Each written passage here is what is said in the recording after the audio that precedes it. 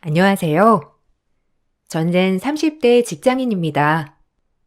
1년 전 엄마를 떠나보내고 몇 개월은 방황 아닌 방황을 했었는데요. 어느 정도 마음의 준비를 하고 있었던 상황이었지만 막상 받아들이는데 오랜 시간이 걸리더라고요. 이번에 딱 1년이 지나서 엄마를 보러 갔다 왔는데요. 그동안 어떻게 지냈는지 주절주절 얘기를 하고 오니까 훨씬 마음이 가벼워진 것 같아요. 사실 몇 달 전에 남편과 이혼이 성립되어서 이젠 혼자가 되었어요. 끝까지 남편은 이혼을 원치 않았던 상황이라 길고 긴 시간 끝에 마무리를 하게 되었는데요. 마음이 약해졌던 시기도 있었지만 잘 마무리할 수 있어서 다행이라 생각을 해요. 주변에는 서로 맞지 않아 헤어졌다고 말을 하고 있는데 사실은 여러 가지 사건이 있었거든요. 주변에 쉽게 말하지 못했던 얘기를 여기서 속 시원하게 털어놓아 보려고요. 결혼을 할 당시 남편은 잘 나가는 사업가였고 저는 그냥 평범한 직장인이었죠.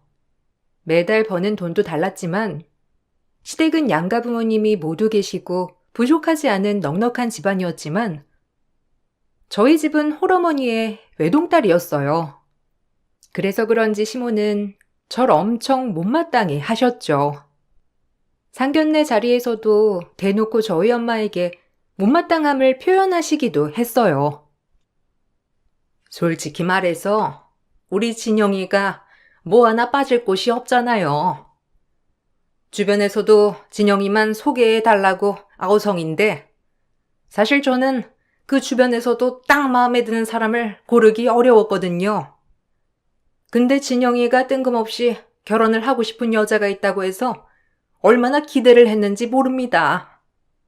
솔직히 우리 진영이가 어디다 내놓아도 빠질 애는 아니니까 은수가 마음에 꼭 들어차는 건 아니지만 뭐 애들이 좋다고 하니 별 수 있나요? 네, 그렇죠. 사보인 마음 저도 이해합니다. 저도 딸 자식 있는 입장에서 부족하지 않은 집안에 장가 보내고 싶은 부모 마음 충분히 이해합니다. 저희 은수가 부족하게 보이시겠지만 저보다 훨씬 똑똑하고 잘 해낼 겁니다.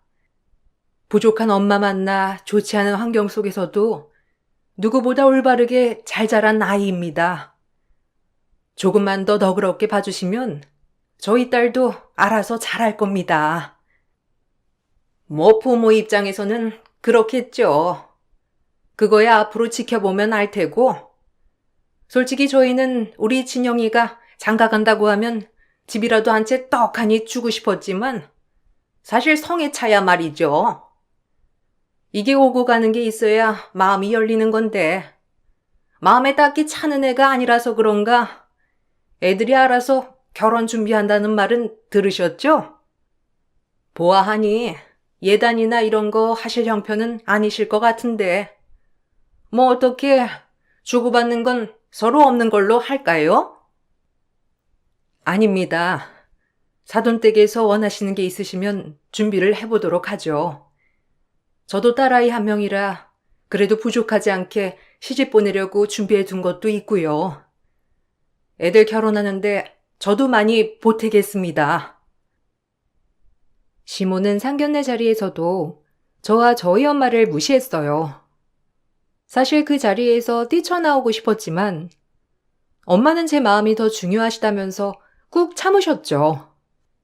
남편도 상견례 이후에 저와 엄마에게 사과를 했고 어차피 먼 거리에 떨어져 살고 있으니 볼 일이 자주 없을 거란 확답을 받고선 그렇게 결혼을 하게 되었어요. 남편과 연애를 할 당시에도 시모는 남편을 보러 몇 시간 떨어진 거리를 오신 적이 한 번도 없었고 자주 전화도 하는 사이가 아니었기 때문에 괜찮을 거라 쉽게 생각을 했던 게 문제였죠. 결혼을 하고 나서 시모는 본격적으로 시집살이를 시작하셨어요. 회사에 있을 때 회의에 한 번 들어가면 전화를 확인하지 못할 때가 많이 있었는데 시모는 받을 때까지 전화를 거시더라고요. 하루는 회의가 끝나고 부재중 전화가 70통 넘게 찍혀 있었을 때가 있었어요. 어머님, 무슨 일 있으세요? 회의 가느라고 전화 오는 것도 모르고 있었어요. 무슨 일 있으셨어요? 전화가 70통이나 찍혀 있어가지고 놀랐어요. 어디 사고라도 나신 거예요? 아니면 아버님 또 쓰러지셨어요? 남편도 지금 전화가 안 되고 그래서 깜짝 놀랐어요. 무슨 일 있으셔서 전화 주신 거예요? 내가 뭐 무슨 일 있어야 너한테 전화할 수 있니? 어떻게 시어머니가 전화를 하는데 한 통을 안 받아? 네 목소리가 얼마나 비싸길래 70통이나 해야 겨우 통화할 수 있는 거니? 시어머니를 무시하는 것도 아니고 어떻게 전화를 안 받아? 회의를 하면 한다고 미리 메시지라도 보내놓던가. 언제 내가 전화를 할지 알고 그렇게 핸드폰을 놓고 다녀? 무슨 일 있어요, 어머님? 회의실 보안 때문에 핸드폰은 들고 들어가지 못해서요. 회의가 길어지는 바람에 전화 확인을 이제야 한 거예요. 급한 일이시면 남편한테 연락 먼저 해보시지. 무슨 일 있었나요? 별일은 아니고 그냥 우리 아들 아침에 뭐 먹었나 해가지고 전화해봤다. 애가 저번에 보니까 너무 기운이 없고 살도 쪽 빠졌더라고. 아침은 잘 챙겨주고 있는 거니? 내가 말했잖니? 아침을 든든하게 먹어야 밖에 나가서 제대로 일할 수 있는 거라고. 걔가 아침은 안 먹겠다고 해도 네가 억지로라도 먹여야 돼. 일찍 일어나서 먹으라고 하지 말고 밥상 싹 다 차려지면 깨우고. 알았지? 아, 아침밥 때문에 전화 주신 거예요? 남편 아침밥 안 먹어요, 어머님. 지금까지 살면서 아침밥을 먹어본 적이 없는데 갑자기 결혼했다고 아침밥 먹는 게 불편하다고 해서 요즘은 안 먹고 간단하게 주스 갈아주고 있어요. 그것도 안 먹겠다고 하는 거 그래도 먹으라고 해서 먹이고 있는데 아마 남편이 주스도 안 먹겠다고 할 것 같아요. 결혼해서 네가 해야 할 일이 뭔지 모르겠니? 남편 아침밥을 꼭 챙겨줘야지. 네 회사가 중요하니? 남편이 중요하니? 너 가끔 보면 결혼 안 한 사람처럼 행동하더라. 너한테 중요한 건 네 남편이야. 어떻게 아침밥도 제대로 안 챙겨주고 꼴랑 주스로 끝내려고 해? 이제부터 아침마다 아침밥상 사진으로 찍어서 나한테 보내. 반찬은 매일매일 새벽에 새로 만들어야 하는 거 알지? 시모는 남편 어릴 적에도 챙겨주지 않았던 아침밥을 뜬금없이 챙겨줘야 한다고 요구하기도 했어요. 남편에게 몇 번 차려줘도 먹지 않으니 그다음부터는 챙기지 않았는데 그 사실을 알고선 시모는 끊임없이 저에게 연락이 오더라고요. 결국 남편이 화가 나서 시모에게 난리를 치고 난 뒤에야 시모의 아침밥 타령은 끝이 났죠. 그것뿐만이 아니었어요. 저나 남편은 사실 자녀 계획이 없었어요. 특히나 남편은 아이를 낳고 싶어 하지 않아 했거든요. 그걸 아는지 모르는지 시모는 저희 부부관계에 대해서도 서슴없이 관여했어요. 너희 부부관계는 얼마나 하니? 남자가 바깥 생활을 하다 보면 집에 와서 퍼져 있는 와이프 볼 때마다 생각이 없어진다고 하더구나. 네가 몸 관리를 잘해야 남자도 그런 생각이 들고 하는 거야. 알지? 운동은 좀 하니? 요즘 애들은 결혼 전에 관계를 너무 많이 해가지고 남자들이 결혼하고 나서 잘 못 느끼는 경우도 많다고 하던데. 넌 혹시 그런 거 아니니? 네? 지금 무슨... 어머님, 그런 건 저희가 알아서 할게요. 그리고 남편이 아이 생각 없다고 말씀드렸잖아요. 저희 아이 낳을 생각 없어요, 어머님. 손주 계속 요구하면 남편은 아예 자기가 피임을 하겠대요. 간단하게 끝난다고 하니까 그럴 생각도 있다고 하는데 어머님 자꾸 저희한테 손주 얘기하시면 저도 굉장히 난감해요. 걔가 아직 자식이 없어서 그런 거지. 막상 나와보면 좋아할걸? 여자가 그래서 잘해야 하는 거야. 남자가 아무리 싫다고 해도 적극적으로 나서면 참을 수 있겠니? 너도 좀 관리를 하렴. 밖에서 만나는 여자들은 얼마나 몸매도 좋고 예쁘겠어. 그래도 본처가 자리를 잘 지키고 있으면 밖에서 딴 여자 품고 왔어도 집에는 돌아오니까 너무 그런 걸로 잔소리도 하지 말고.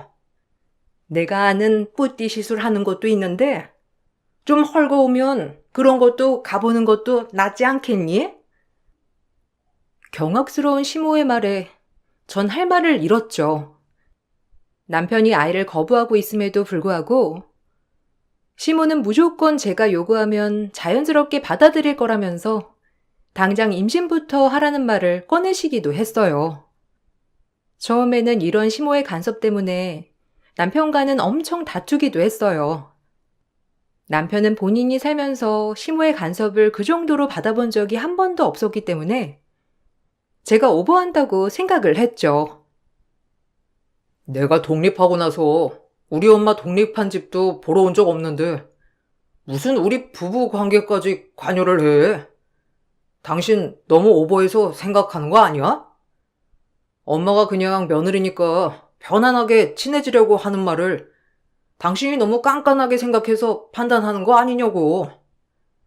세상 천지에 어떤 시어머니가 그런 것까지 관여를 해?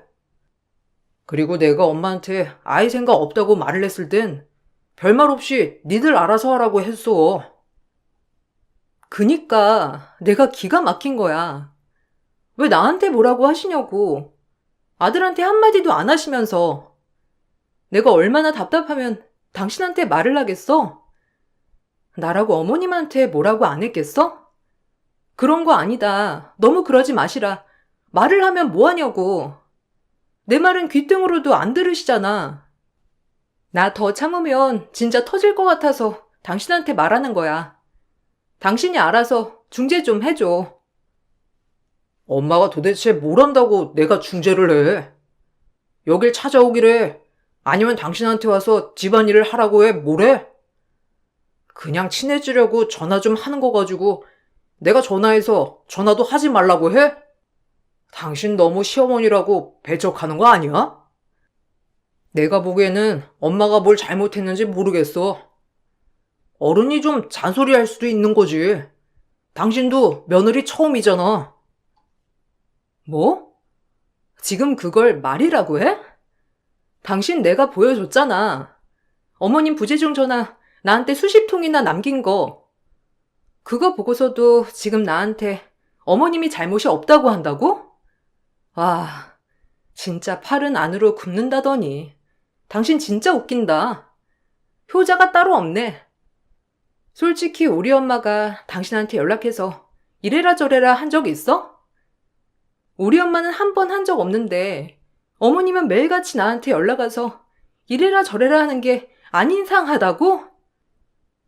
옛날 사람이잖아. 엄마는 시집살이 당신보다 훨씬 심하게 당했고 그걸 알면서 엄마가 왜 당신한테 그러겠어? 엄마는 당신 챙겨주려고 하는 거라니까. 너무 까탈스럽게 생각하지 말고 엄마 속마음을 좀 알아봐. 당신도 나중에 나이 먹으면 그때 돼서 우리 엄마가 왜 그랬는지 알게 될 거야. 친정 엄마보다 5살이나 더 어린 시모는 훨씬 더 옛날 사람처럼 구셨죠. 무조건 남편이 최고, 최우선이어야 한다는 생각을 가지고 계셨어요. 처음에는 전화로 시작되었던 잔소리가 어느 순간부터는 직접 시댁으로 오라고 요구하시기 시작하셨어요. 결혼을 한 지 몇 달이 지나고 난 후부터 시모는 줄기차게 주말마다 시댁으로 오라고 하셨죠. 어머님, 이번 주 저 회사에 일정이 있어서 못 내려가요.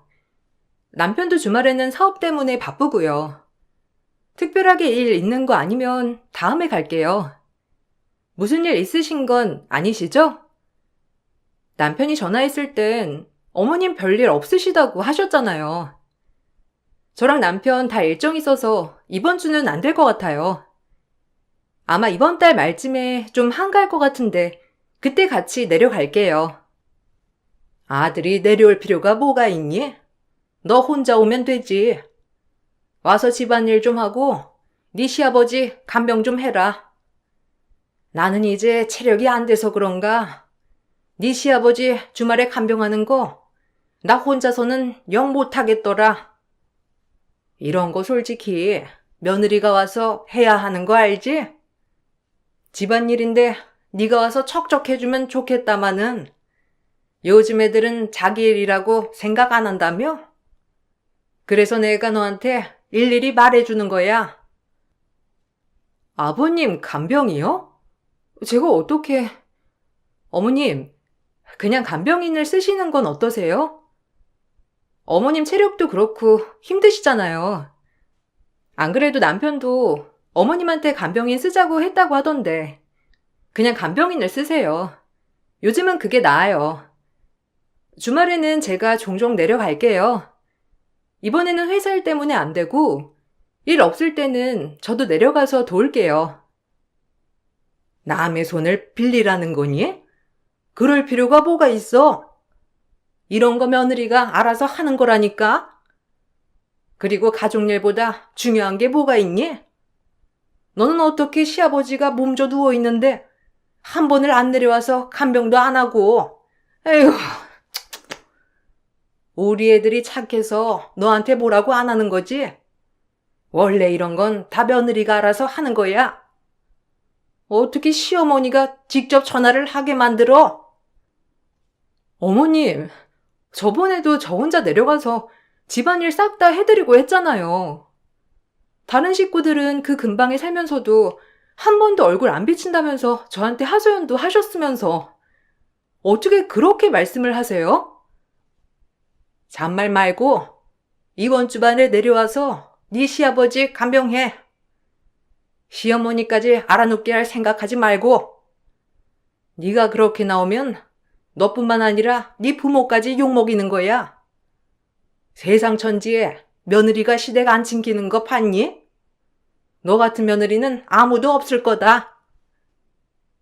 시부가 질환이 있어 가끔씩 혼자 생활을 하기 어려울 때가 있었는데 그때마다 시모는 다른 식구들에게는 연락도 안 하고 저에게만 와서 간병하라는 말을 하시곤 했죠.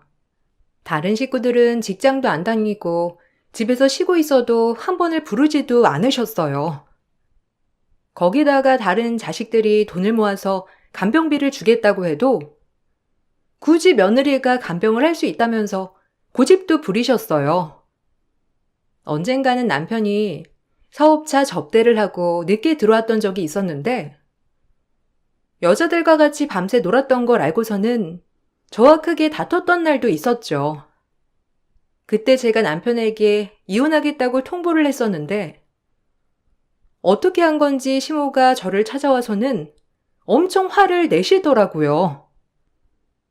너 아들한테 이혼하자고 했니? 어떻게 네 입에서 그딴 말이 나와? 이혼이 뭐 쉬운 줄 알아? 남자가 바깥일을 하다 보면 그럴 수도 있는 거지. 그거 하나 감수도 못하면서 우리 아들이랑 결혼하겠다고 한 거야? 아들 돈으로 쉽게 놀고 먹으면서 살면서 어떻게 이혼하자는 말을 그렇게 쉽게 해? 당장 우리 아들한테 전화해서 사과하고 집으로 들어오라고 해. 어머님, 어떻게 그러실 수 있으세요? 남편 밖에서 여자 끼고 놀다가 들어왔어요. 밖에서 뭔 짓까지 했는지 알 수도 없고요. 그런 거 알면서도 저한테 지금 제가 잘못했다고 하시는 거예요? 어머님도 저한테 말씀해 주셨잖아요. 아버님 젊었을 때 하도 여자들이랑 놀아나서 내내 눈물바람이었다고. 저한테 어머님이 말씀하셨으면서 어떻게 저한테 그런 말을 하세요? 너 지금 시어미한테 따지는 거냐? 네가 이렇게 독하게 나오니까 아들이 밖으로 놔두는 거 아니야? 네가 집에서 고분고분하게 남편 말을 들었으면 걔가 밖에서 다른 여자랑 놀아날 일이 뭐가 있어? 네가 잘하지 못해서 그런 건데 누구를 탓하니? 그리고 사업하는 사람이 접대하려고 하면 여자 좀 끼고 살 수 있는 거지. 그거 가지고 이 난리를 피워야 되겠어? 잔말 말고 얼른 집에 들어오라고 하고 너는 밥상 차려놔. 내가 들어오라고 할 테니까. 너는 집에서 아내로서 해야 할 일이 뭔지를 모르는 것 같아. 바짝 엎드리면서 남편 떠받들고 살아야지. 뭐 하는 거야? 집에서 남자 자존심을 세워줘야 밖에서도 일을 잘하는 거야. 대꾸조차 하고 싶지 않았던 시모의 말이었지만 사실 전 시모를 신경 쓸 겨를도 없었어요. 이때쯤 남편의 사업은 눈에 띄게 힘들어지기 시작했어요. 남편은 어떻게든 사업을 다시 일으켜 세우려고 했지만 생각보다 쉽지 않았던 모양이었어요. 결국 시댁에도 도와달라고 요청을 했고 시댁에서는 본인들 명의 집을 남편에게 넘겨주셨죠. 남편은 겨우 집 명의로 대출을 받아서 사업 자금을 마련했더라고요. 그런데 그 대가는 제가 치러야 했어요. 내가 니들 잘 살라고 우리 집까지 넘겨줬는데 너는 고작이 이따위로 나를 대접해야 되는 거니? 너 앞으로 우리 집에 매주 와서 집안일 해. 평생 일궈낸 우리 집을 너한테 넘겨줬는데 네가 알아서 잘해야 하는 거 아니니? 어머님, 제가 시댁 명의를 저희 남편에게 달라고 한 거 아니잖아요. 남편 사업이 왜 그렇게 힘들어졌는지 어머님도 아시잖아요. 쓸데없이 남들한테 접대하다가 돈만 쓰고 제대로 된 계약을 따내지도 못하고 제가 옆에서 누누이 말할 때마다 어머님 저한테 뭐라고 하셨어요? 남편이 바깥 일을 하는 걸 무조건 지지해줘야 한다고 하셨잖아요. 안 사람이 현명해야 바깥 사람도 마음 편하게 사업할 수 있다고 한 걸 네가 곡해해서 그런 건데 왜 날 탓하니? 네가 애초에 남편을 잘 달래고 설득해서 현명하게 운영하게 했으면 진작 이런 일이 있었겠어? 어쨌든 우리가 집을 줬으니까 니들이 지금 다시 잘 살게 된 거 아니니? 그럼 그 값을 해야지. 시모는 집을 남편 명의로 줬기 때문에 제가 그 값을 치러야 한다고 하셨죠. 내내 저를 괴롭히면서 주말마다 시댁에 오게 하셨고 저는 묵묵히 그 요구를 따랐지만 시모의 요구는 한도 끝도 없었어요. 지쳐갈 때쯤 남편은 사업을 접겠다고 선언을 했어요. 그리고 좋은 기회로 해외로 나가 일을 시작하게 되었다고 했죠. 여러 가지 상황이 있었지만 남편은 혼자서 해외로 파견 근무를 가겠다고 했고 저는 말리지 않았어요. 시모는 제가 말리지 않는 것에 대해서 엄청나게 분노를 쏟아내시더라고요. 너는 남편이 그 먼 타국에 간다고 하는데 한 번을 안 말리니? 얘 혼자서 고생하면서 돈 벌 생각하니까 내가 요즘 잠이 안 와서 미쳐버리겠어. 어떻게 거기서 혼자 생활하면서 돈을 벌어? 네가 좀 말려보면 안 되겠니? 아이고, 애가 쓰게 고생하면서 키워놓은 귀한 아들을 한국도 아니고 멀리 타국에 보낼 생각을 하니까 내가 눈물이 타난다. 어머님, 거기도 다 사람 사는 곳이에요. 거기다가 한국 사람들도 많이 가서 일하고 이미 시스템도 다 갖춰져 있어서 편하고요. 차라리 그런 곳 가서 여기서 쓸데없이 돈 쓰고 다니는 것보다 차곡차곡 돈 모아서 오는 게 나아요. 남편도 괜찮다고 하는데 자꾸 어머님이 옆에서 그러시면 남편 마음만 심란하고 어지럽지. 자꾸 그런 소리 하지 마세요. 독한 년? 너 때문에 우리 아들 고생하는 거 아니니? 네가 살림을 알뜰살뜰 애초에 잘했으면 아들이 굳이 그 먼 곳까지 가서 고생할 필요가 뭐가 있겠어? 여기서 멀쩡히 하던 사업을 도대체 왜 접어가지고선 네가 자꾸 접대하지 말아라 어째라 하니까 걔가 사업 다 정리하고 안 하던 막노동 하러 가겠다는 거 아니겠어? 해외 나가서 돈을 굳이 벌어야 하는 이유가 뭐야? 그렇게 궁금하시면 어머님이 아들한테 물어보세요. 저도 이미 여러 번 얘기를 했는데 그래도 굳이 가겠다면서 하는 걸 저보고 어떻게 해요? 그리고 남편 저랑 생활비도 똑같이 냈어요. 저도 궁금하네요. 그 수많은 돈들을 어떻게 썼길래 이 지경이 됐는지. 남편이 해외로 떠나고 난 후부터 시모의 행패는 더욱 심해졌어요. 전화를 하시는 건 아니었지만 정말 뜬금없이 집에 찾아오시기 시작하셨죠. 처음에는 도대체 왜 그러시는지 이해를 할 수 없었어요. 어느 날인가 몸이 너무 좋지 않아서 연차를 쓰고 집에서 쉬고 있었는데 갑자기 누가 현관 도어록을 계속 누르는 소리가 들리더라고요. 놀라서 문 밖을 확인해 보니 시모였죠. 너 이거 왜 번호를 바꾼 거야? 혹시 다른 사람 오면 안 되니까 바꾼 거니? 이렇게 비밀번호 바꾸면 혹시라도 우리 아들이 오면 어쩌려고 그러는 거야? 내가 이럴 줄 알았지. 어떻게 이 시간에 집에 있어? 너 회사 그만뒀니? 아이고, 밖에서 고생하는 우리 아들 돈 쓰면서 이렇게 집에서 탱자탱자 놀고 먹으며 지내려고 해외까지 보낸 거구나. 어머님, 그거 아니에요.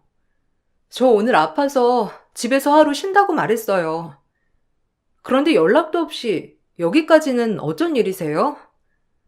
안 그래도 저번에 어머님 저희 집 들린 것 같아서 전화 드렸었는데 전화도 안 받으시고 저번에도 집에 한 번 오셨죠? 경비원 아저씨가 어머니 왔다 갔다고 말씀해 주셔서 알았어요. 오시기 전에 전화라도 한 번 주시지. 낮에는 저도 없는 시간대인데 이 시간에는 웬일이세요? 그냥 뭐 한번 확인차 와봤다. 왜? 여기서 딴 놈이라도 불러서 놀고 있으려고 그랬니? 내가 물어보니까 남편 해외 보내고 난 후에 아내 혼자서 바람 피우고 그런 집안이 한둘이 아니더라. 그래서 그냥 확인차 와봤어. 네? 그런 말이 어디 있어요? 제가 무슨 딴 놈이랑 불러서 놀고 있어요. 그럴 일도 없고 그런 생각도 없어요, 어머님. 그래서 저번에 경비원 아저씨한테 우리 집에 오고 가는 사람 누구 있냐고 물어보신 거예요? 시모는 제 말을 들은 채도 하지 않고 집안 옷장이란 옷장을 다 열어보시더니 아무것도 나오지 않자 알겠다고 하며 아무렇지 않게 집을 나가셨죠.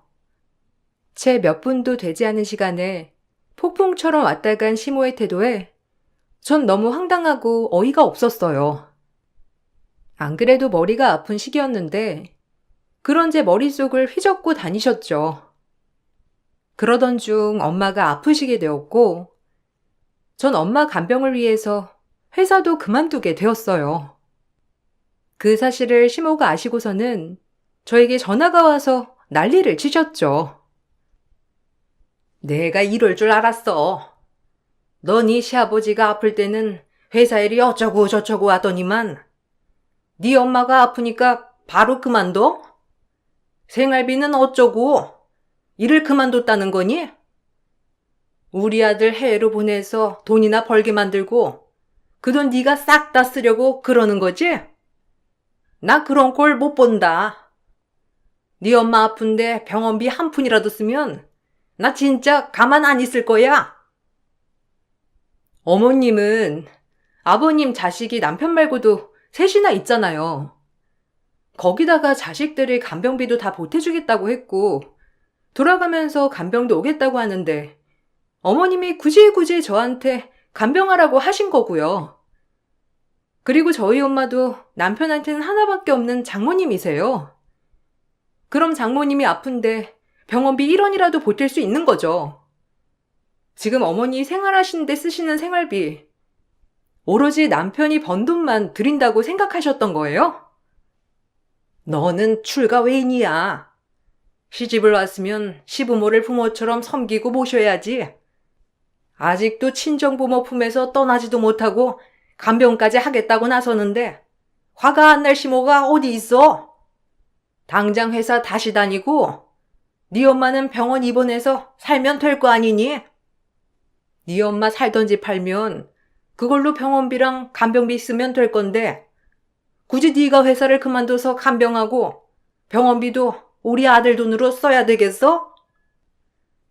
어머님 아들 돈으로 병원비 1원도 안 쓸 테니 걱정하지 마시고요.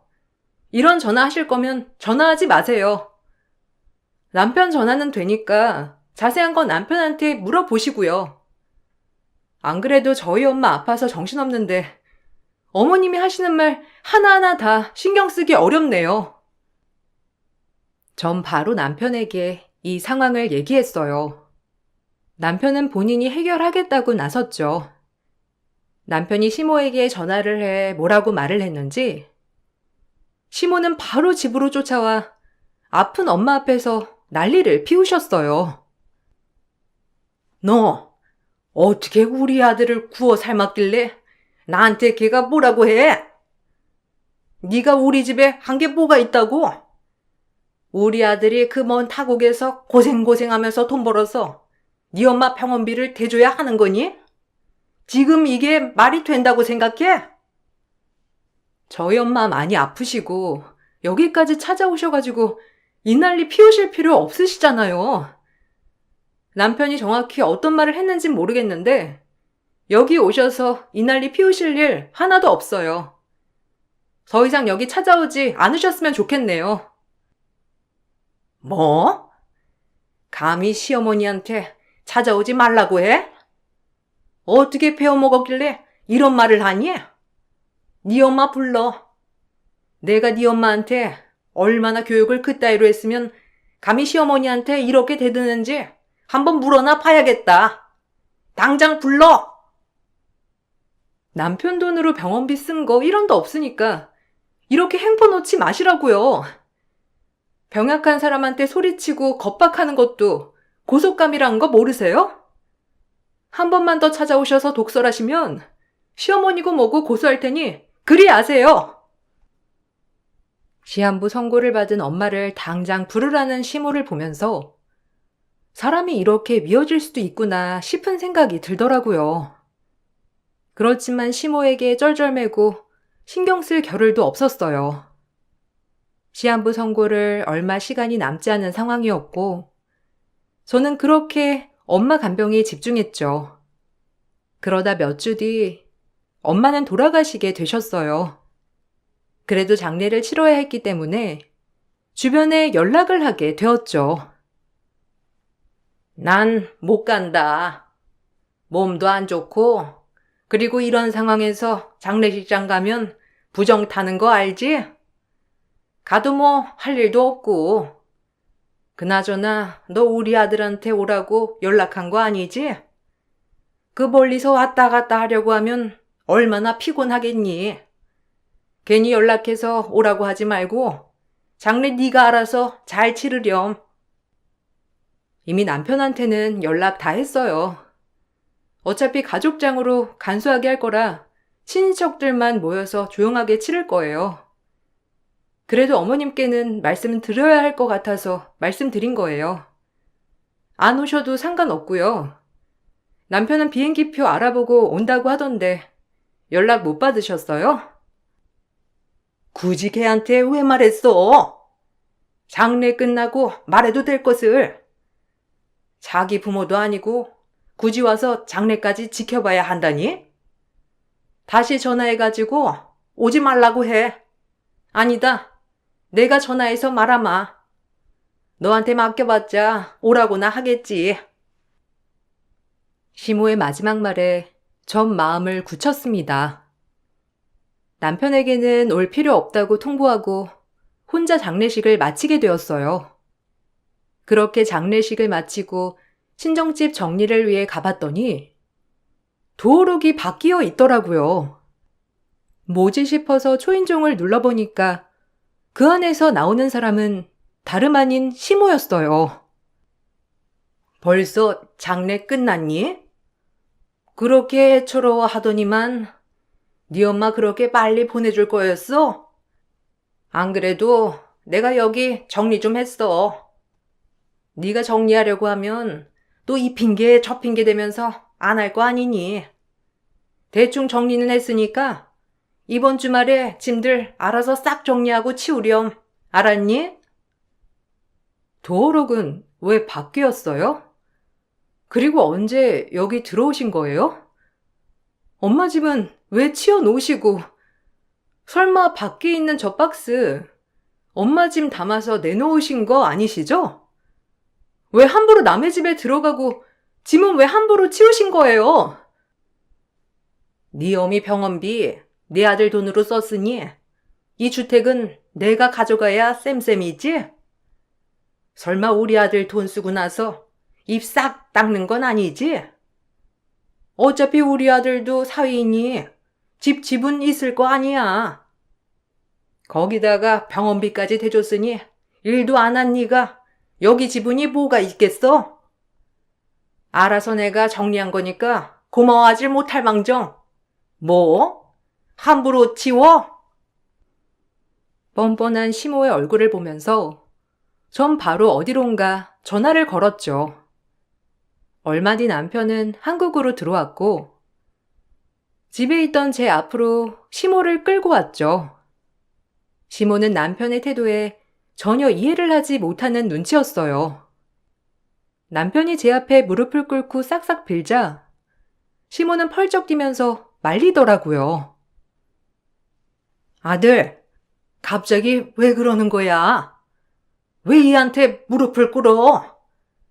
너, 여우 같은 게 어디서 시어머니 앞에서 아들 무릎을 꿇게 만들어? 당장 사과 못해? 어떻게 말했길래 우리 아들이 사색이 돼서 나를 여기로 끌고 와? 집에 사람 들이는 거 조심해야 한다고 하더니만 여자 하나 잘못 들여가지고 지금 이 난리가 뭐야? 너 지금 당장 말 안 해? 엄마, 제발 좀 알지 못하면 조용히 좀 해. 지금 이 상황에서 엄마가 그러면 안 되는 거야. 어떻게 내가 설명을 다 했는데도 이러고 있어? 여보, 내가 진짜 잘못했어. 나만 없으면 엄마가 조용할 거라고 생각했는데 내가 착각했었나 봐. 정말 미안해. 용서해줘. 제발 한 번만 용서해줘. 엄마, 당장 무릎 꿇고 빌어. 얼른! 아이고, 얘가 순에 빠져가지고 와이프 말이라고는 곧 죽어도 믿어야 되고 너 이런 순한 애한테 뭐라고 했길래 얘가 이렇게 털덜 떨면서 말을 하니? 뭐야? 뭐 압박이라도 한 거니? 우리의 통장 네가 가지고 있기라도 한 거야? 그거 얼마길래 얘가 이렇게 벌벌 떨어? 그 순에 빠진 그 자식이 벌인 일이나 그럼 그쪽이 수습하세요. 저는 이제 아무런 관여 안 할 테니까. 당신 눈으로 똑똑히 봐. 당신 엄마가 나한테 어떤 지랄을 하고 있었는지.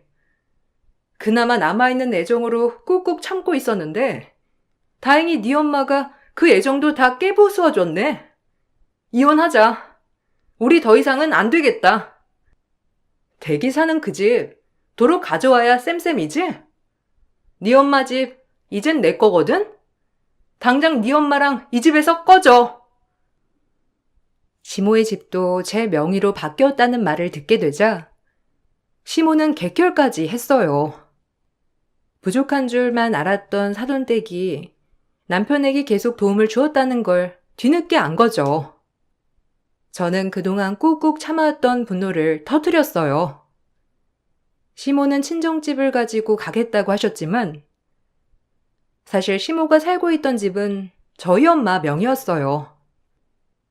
남편은 저와 결혼을 하기 전에 저희 엄마에게 부탁을 해 사업 투자를 받았더라고요. 그런데 운영을 제대로 하지 못해 사업 자금을 모두 날려먹었고 엄마가 한 번 더 도와주는 조건으로 남편 명의로 있었던 시모 집을 엄마 명의로 바꿔줬었죠. 그런데 남편은 그렇게 친정엄마가 도와줬음에도 불구하고 온갖 술 문화를 즐기느라 사업은 신경도 쓰지 않았던 거였어요. 뒤늦게 다른 채무자들이 찾아오고 난리를 피우니 엄마는 마지막 기회로 그걸 수습해주고 남편에게는 매달 다달이 돈을 받고 계셨던 거였어요. 남편은 해외로 가면서 시모에게 대충 얘기를 했지만 솔직하게 말을 안 했던 모양이더라고요.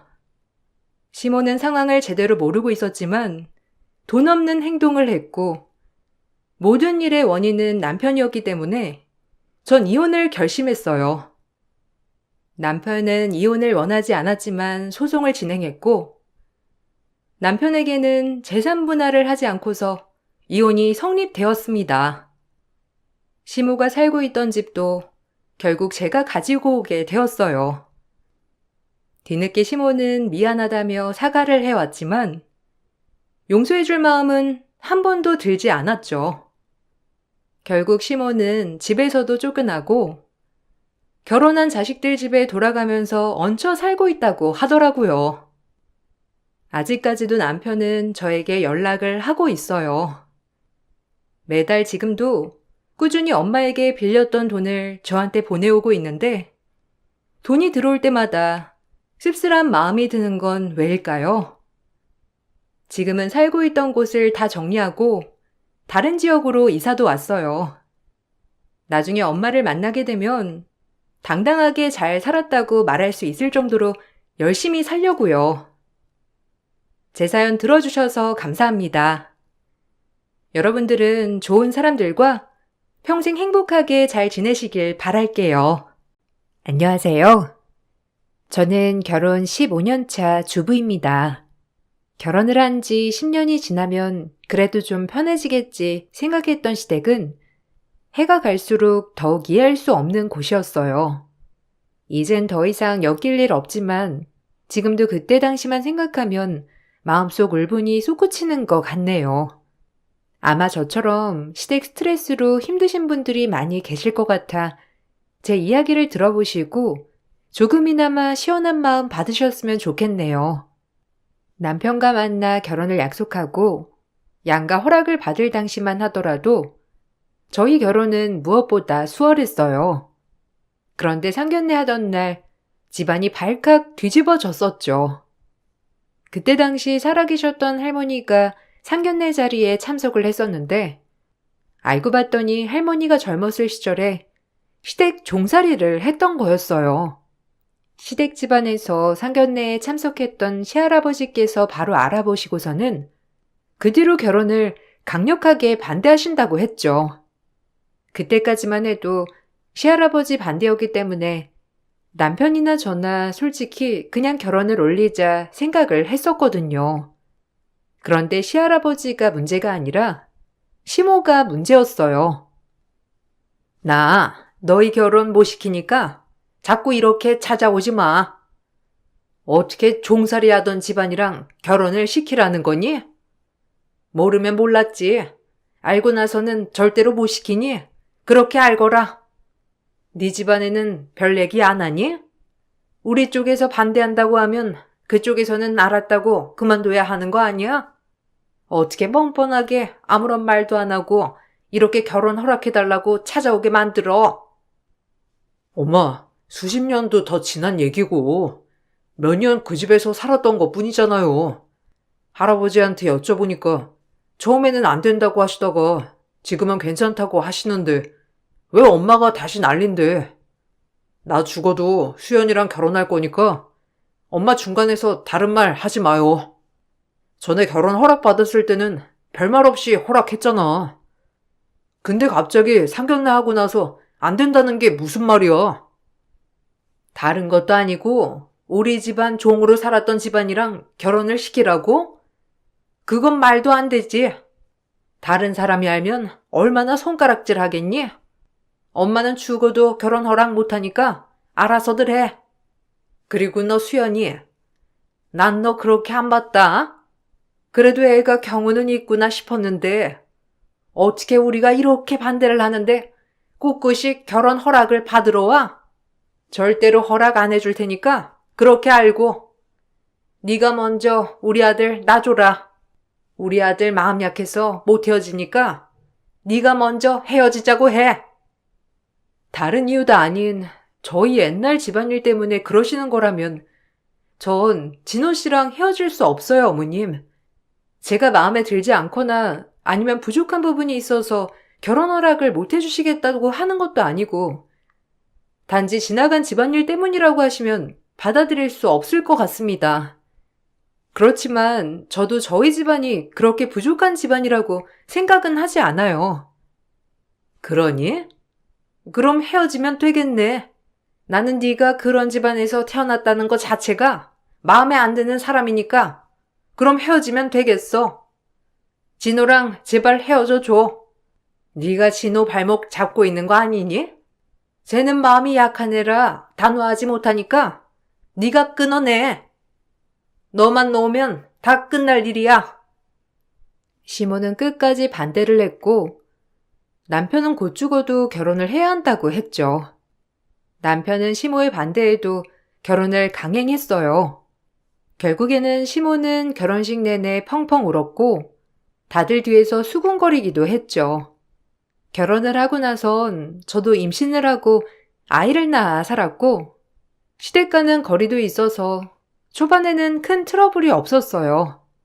그런데 아이가 태어나고선 시댁에 가끔씩 갈 때마다 기분 나쁜 일들이 종종 있었죠. 아이고, 우리 손자. 우리 손자는 한씨 집안 손자인 거 알지? 한씨 집안은 대대로 훌륭하고 공부도 잘하고 잘 사는 사람들만 있어. 우리 손자도 우리 핏줄 받아가지고 분명히 그렇게 잘 살 거다. 내가 그래도 여기저기 물어보니까 남자애들은 그래도 자기 핏줄 닮아서 괜찮다더라. 니들은 둘째도 딸 낳을 생각하지 말고 아들 낳아. 엄마, 그게 무슨 말이야. 요즘 핏줄 따지는 사람이 어디 있다고. 진짜 와이프 앞에서 창피하게 왜 그래? 그리고 우리 둘째 생각은 안 하고 있으니까 둘째 얘긴 꺼내지도 말어. 언제는 아이 낳지 말라고 난리더니만 갑자기 둘째는 낳으라고 해? 아들은 괜찮다고 하니까 그러지. 어쨌든 생긴 것도 우리 한씨 집안 쏙 빼닮아서 얼마나 이쁜지 모르겠네. 솔직히 나는 집안 이런 거 신경도 안 쓰일 줄 알았는데 주변에 보니까 결국에는 그 환경을 따라가기 마련이더라. 어미 너도 서운하겠지만 너무 그렇게 생각하지 말아라. 환경은 어쩔 수 없는 거니까. 네 집안 탓을 해야지. 뭐 어쩌겠니? 시모는 틈만 나면 저희 집안을 까내리기 바빴어요. 솔직히 따지자면 집안 차이는 크게 나지 않았거든요. 오히려 남편네 집안이 조금 기우는 쪽이었는데도 불구하고 왜 저러시는지 이해가 되지 않았죠. 그러다가 친척들이랑 얘기 나누는 걸 듣고선 왜 시모가 저렇게 핏줄을 따지는지 알게 되었어요. 아이고, 진우 엄마는 사돈댁도 잘 만나고 좋겠어. 내가 거기 지역 출신이잖아. 진우 결혼한다고 했을 때 거기 하객으로 내 동창들이 왔거든. 물어보니 저쪽 집안이 훌륭한 집안이더라고. 부모 인품 좋아 넉넉해. 얼마나 좋은 집안에 장가가는 줄 아냐면서 다들 부러워하는데 내 며느리도 아닌데 너무 뿌듯하더라. 진우 엄마는 그런 생각 안 했어? 아유, 그럼 뭐예요. 저쪽 집안 어르신이 저희 집안 종살이 했어요. 시아버님이 그거 하시고선 거의 쓰러질 뻔 하셨는데 뭐 솔직히 다른 사람들은 그걸 잘 모르니까 부럽다 어쩌다 하겠지만 종살이 했던 집안에 장가 보낸다고 하면 부럽다 소리 나오겠어요? 집안 환경은 달라지는 게 아니잖아요. 그렇게 따지면 우리 며느리가 여기 시집 오는 걸 더 잘했지 뭐. 그쪽 집안은 대대로 종살이 집안인데. 아유, 그런가? 근데 할머니는 그렇다 치더라도 그 밑세대는 아니니까 뭐 상관없지 않나? 진호 엄마는 그것 때문에 반대했던 거구나? 안 그래도 우리 궁금했는데 결혼 반대했다고 하길래 왜 그랬나 싶었거든. 잘난 사돈댁 만나가지고 그렇게 자랑을 하더니만 어느샌가 반대한다고 하길래 내가 궁금해서 물어봤지. 나도 주변에 물어보니 사돈댁이 괜찮다고 해서. 이제는 다 결혼을 했으니까 하는 소린데 솔직히 뭐 그렇게 잘난 집안이라고 할 수는 없죠 뭐. 그냥 지들 좋다고 하니까 결혼시킨 거지. 어디 가서 우리 진호 빠지는 외모도 아니고 저 정도면 능력도 좋고 더 좋은 며느리감 만날 수 있을 것 같은데 그런 생각에 반대를 했던 거죠 뭐. 실상 저쪽 집안도 부럽다 할 집안은 아니에요. 어디서 들으셨는진 모르겠지만. 우연히 듣게 된 친척과의 대화에서 시모는 저희 집에 종살이를 했던 집이라고 언급했었죠. 생각해보니 저와 결혼을 한다고 했을 때 처음에 누구보다 좋아했던 게 바로 시모였거든요. 그런데 갑자기 종살이를 했던 게 알려지면서 크게 반대를 했는데 지금 생각해보면 아마 남편 쪽 집안이 기운다 생각을 해서 자존심에 더 강하게 반대를 했던 것 같아요. 저희 집에선 처음에 결혼을 반겨하지 않으셨거든요. 그 사실을 알았던 시모는 하나가 걸리니 그걸 물고 늘어졌던 거죠. 결혼을 하고 몇 년 뒤 할머니가 돌아가셨는데 그때도 장례식장까지 오셔서는 속을 뒤집어 놓으시기도 했어요. 애미야, 가서 음식 좀 더 가지고 와라.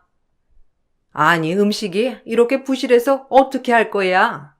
아유, 장례식장에 고생고생해서 왔더니만 대접이 뭐 이렇게 허술하니? 고기 좀 잔뜩 올려서 가지고 오지. 하여튼 이런 것도 집안 내력인가? 없는 살림에서 살아서 그런가? 대접하는 것도 영 허술하네. 네 할머니도 참 불쌍하시다. 내내 종살이 하시다가 자식들도 겨우겨우 키우시고 그런 거니? 어머님, 무슨 말씀을 그렇게... 할머니 그때 10년 일하신 거 가지고 언제까지 그렇게 말씀하실 거예요? 저희 집 잘 풀렸고 잘 살고 있어요. 어머님, 음식도 제가 몇 번이나 가져다 드렸잖아요. 그러지 마시고 남편 잠깐 집에 갔다 와야 할 것 같다고 하니까 같이 가셔서 시댁으로 가셔요. 제가 나중에 장례 마치고 연락 드릴 테니까 여기 계속 안 계셔도 되세요. 사돈어른이 돌아가셨는데 있어야지. 내가 어딜 가니? 그래도 이런 거 내가 하나하나 말을 해줘야 다른 사람들한테는 실수 안 할 거 아니야. 솔직히 나니까 이런 소리 해주는 거지. 남들은 이런 소리 해주겠어? 내가 다 해봐서 아는 거야. 니네 집안에서는 이런 거 제대로 해본 사람이 있겠니? 그렇다고 누가 말해줄 사람도 없을 텐데 나라도 와서 이런 거 말해줘야 바뀌는 거지. 장례식장에서 마치 본인이 상주인 양 이것저것 제시하는 시모를 보며 정말 화가 치밀어 오르더라고요. 남편이 겨우 데리고 나갔지만 전 그때 상처가 아직도 낫지 않았어요. 시모가 무시를 해서 그런지 시동생들은 저에게 버릇도 없었어요. 남편과 나이 차이가 조금 났던 시동생들은 저희가 결혼을 했을 당시 20대 초반이었는데 시모와 합세해서 시집살이가 장난 아니었죠. 시댁에가 잠시 앉으려고 하면 쉬지 않고 다음 일을 건네주더라고요. 형수님, 다 하셨어요? 아, 그러면 저기 창고방 청소해야 하는데 오늘 좀 부탁드려요. 어제 엄마가 한다고 하셨는데 엄마가 하기에는 좀 힘들어서 형수님 힘도 세시고 정리도 잘 하시잖아요. 오신 김에 창고방 청소도 해주세요. 그리고 저녁에 제 친구들도 좀 올 건데 초대해도 되죠? 형수님 요리 이것저것 다 하시니까 하시는 김에 양 좀 늘려서 해주세요. 갑자기요? 몇 분이나 오시는데요? 저희 식구들만 먹을 거라고 생각해서 재료도 맞춰서 사오긴 했는데 부족할 수도 있을 것 같아요. 어머님이 저번에 음식 넉넉하게 하고 남기고 가니까 너무 싫어하셔가지고 재료를 사오던지 아니면 뭘 주문해서 시켜 먹던지 하는 게 나을 것 같아요. 창고 청소까지 하면 시간이 모자랄 것 같은데요. 아니면 도련님이 좀 도와주세요. 에이, 제가 그걸 어떻게 해요? 형수님은 주부니까 잘하시잖아요. 쉬엄쉬엄 하시면 되지. 청소하는데 뭐 1시간 넘게 걸리는 것도 아니고 그냥 대충 정리하면 되는 건데 고작 장도 못 봐요? 형수님, 너무 우리 집에서 쉬려고만 하시는 거 아니에요? 며느리면 며느리답게 집에 와서 일을 해야지. 저는 나중에 장가 가면 제 와이프가 와서 살뜰하게 엄마 챙기고 하는 게 좋은데. 도련님, 저 지금 앉았어요. 아까까지 주방 정리하다가 왔고요. 아침 먹고 나서 간식 먹고 점심까지 차리고 이제 막 앉았는데 쉴 시간은 좀 있어야죠. 일단은 장본 걸로 음식은 만들게요. 미리 말을 해줬으면 재료라도 넉넉하게 사왔을 건데 미리 말을 안 하신 거니 부족하면 부족한 대로 먹어야 할 것 같아요. 와, 형수님 너무 냉정하신 거 아니에요? 우리 엄마는 그래도 이렇게 말하면 다 해주시는데 형수님도 그래야지. 어쨌든 오늘은 힘드시다고 하니까 대충 만들어 주세요. 제 친구들 입 깐깐하거든요. 맛없으면 바로 뱉는 스타일이라서 음식 좀 신경 쓰셔야 할 거예요. 저녁 식사하는 시간에 맞춰서 올 테니까 바로 먹을 수 있게 준비해 주세요. 저를 마치 가사 도우미처럼 생각을 하는 시동생들을 보면서 너무 어처구니가 없었죠. 특히나 시댁 식구들이 다 모여서 밥을 먹는 날이면 전 내내 앉아있지도 못하고 밥상을 챙겨야 했어요. 앉으려고만 하면 계속 뭘 자꾸 시키는 바람에 심부름을 해야만 했었죠. 결국 남편이 화가 나서 소리를 친 적도 있었어요. 그런데 남편을 제외하고는 아무도 문제가 될 게 없다 생각하더라고요. 지금 도대체 뭐 하는 짓들이야? 다들 손이 없어, 발이 없어? 니들은 형수님 지금까지 밥 한 수저 못 드는 거 안 보이냐? 눈이 없어? 어떻게 물부터 수저까지 하나하나 다 챙겨줘야 돼? 일부러 그러는 거냐? 어떻게 그렇게 버릇없이 함부로 이것저것 시키는 거야? 안 그래도 아까부터 거슬렸는데 왜 자꾸 니들이 안 하고 니 형수한테 해달라고 하는 건데? 아유, 왜 그러니? 애들이 그럴 수도 있는 거지. 그리고 네 와이프가 가까이 앉아 있으니까 해달라고 하는 건데 뭐가 잘못이야? 너는 네 와이프 안 시키니? 꼴랑 뭐 몇 개 가져다 준 거 가지고 왜 이렇게 큰 소리를 치는 거야? 에미야, 네가 큰애한테 뭐라고 하는 거야? 너 집에 갈 때 이렇다 저렇다 한 소리 하는 거지? 우리가 뭘 얼마나 시킨다고 뒤에서 네 남편을 조종해? 뭘 날 조정을 해? 눈이 있으면 지금 상황을 봐봐. 지금 애 엄마 앉아서 밥 한 수저라도 뜬 거 봤어? 다들 이게 이상하다고 생각을 안 하는 거야? 난 진짜 이해를 하질 못하겠네. 지금까지 내가 아무 말도 안 하니까 다들 이게 자연스럽다고 생각해? 어떻게 다들 그래? 사람이 밥을 먹을 때는 좀 편하게 먹게 해줘야지. 이거 달라 저거 달라 멀쩡한 사지 있는 애들이 왜 자꾸 시켜대냐고. 아이고, 에미야, 너 참 대단하다. 어떻게 남편을 이렇게 조종을 하니? 됐다. 너 앉아서 먹고 내가 심부름 하마. 나이 먹고 늙은 엄마가 움직여야 아들도 마음이 편한가 보구나. 내가 다 늙어가지고 며느리 한번 일 시켜보지도 못하고 며느리 수발이나 들어야 하다니. 에미야, 뭐하니? 네 남편 이렇게 난린데 앉아서 편하게 밥이나 먹어라. 내가 네 수발 들 테니. 남편이 난리를 치면 시모는 그걸 더 비꼬아서 말하니 저는 중간에서 미쳐버릴 노릇이었어요. 처음에는 남편도 저에게 미안해 했죠. 본인도 집에 가서 다른 식구들이 하는 꼴을 보면 정도가 심하다고 생각을 했거든요. 그래서 항상 시댁에 갔다 오기 전 다녀온 후에는 저에게 사과를 했어요. 여보, 정말 미안해. 이번에는 시댁에 일이 있어서 어쩔 수 없이 갔지만 다음에는 나 혼자 갈게. 당신 갈 필요 없어. 아, 나도 우리 식구들이 왜 저러는지 이해를 할 수가 없다니까. 난 우리 식구들이 진짜 그런 생각이 없는 사람인 줄 알았어. 심지어 엄마가 그럴 줄이야. 시집살이 심하게 당해서 며느리한테는 누구보다 잘해줄 거라고 했던 엄마는 어디 갔나 몰라. 정말 미안해. 어머니가 나한테 뭐 기분 나쁘신 거 있으신 건 아니지? 이유라도 알면 내가 가서 해명이라도 해볼 텐데 딱히 이유도 없으신 것 같아서 말이야. 솔직히 나도 기분이 안 나쁘다고 하면 거짓말이지. 볼 때마다 종집안에 장가 보냈다 어땠다 하는 것도 상처고 우리 아이한테도 한시집안 핏줄이다 하는 것도 그렇고 당신이 중간에서 말려도 달라지는 게 없으니까 더 답답해. 그러니까 내가 나서면 엄마가 더 하시는 것 같아. 당분간은 당신도 우리 집에 가지 말고 전화도 받지 마. 우리가 거리 두고 살다 보면 좀 나아지겠지.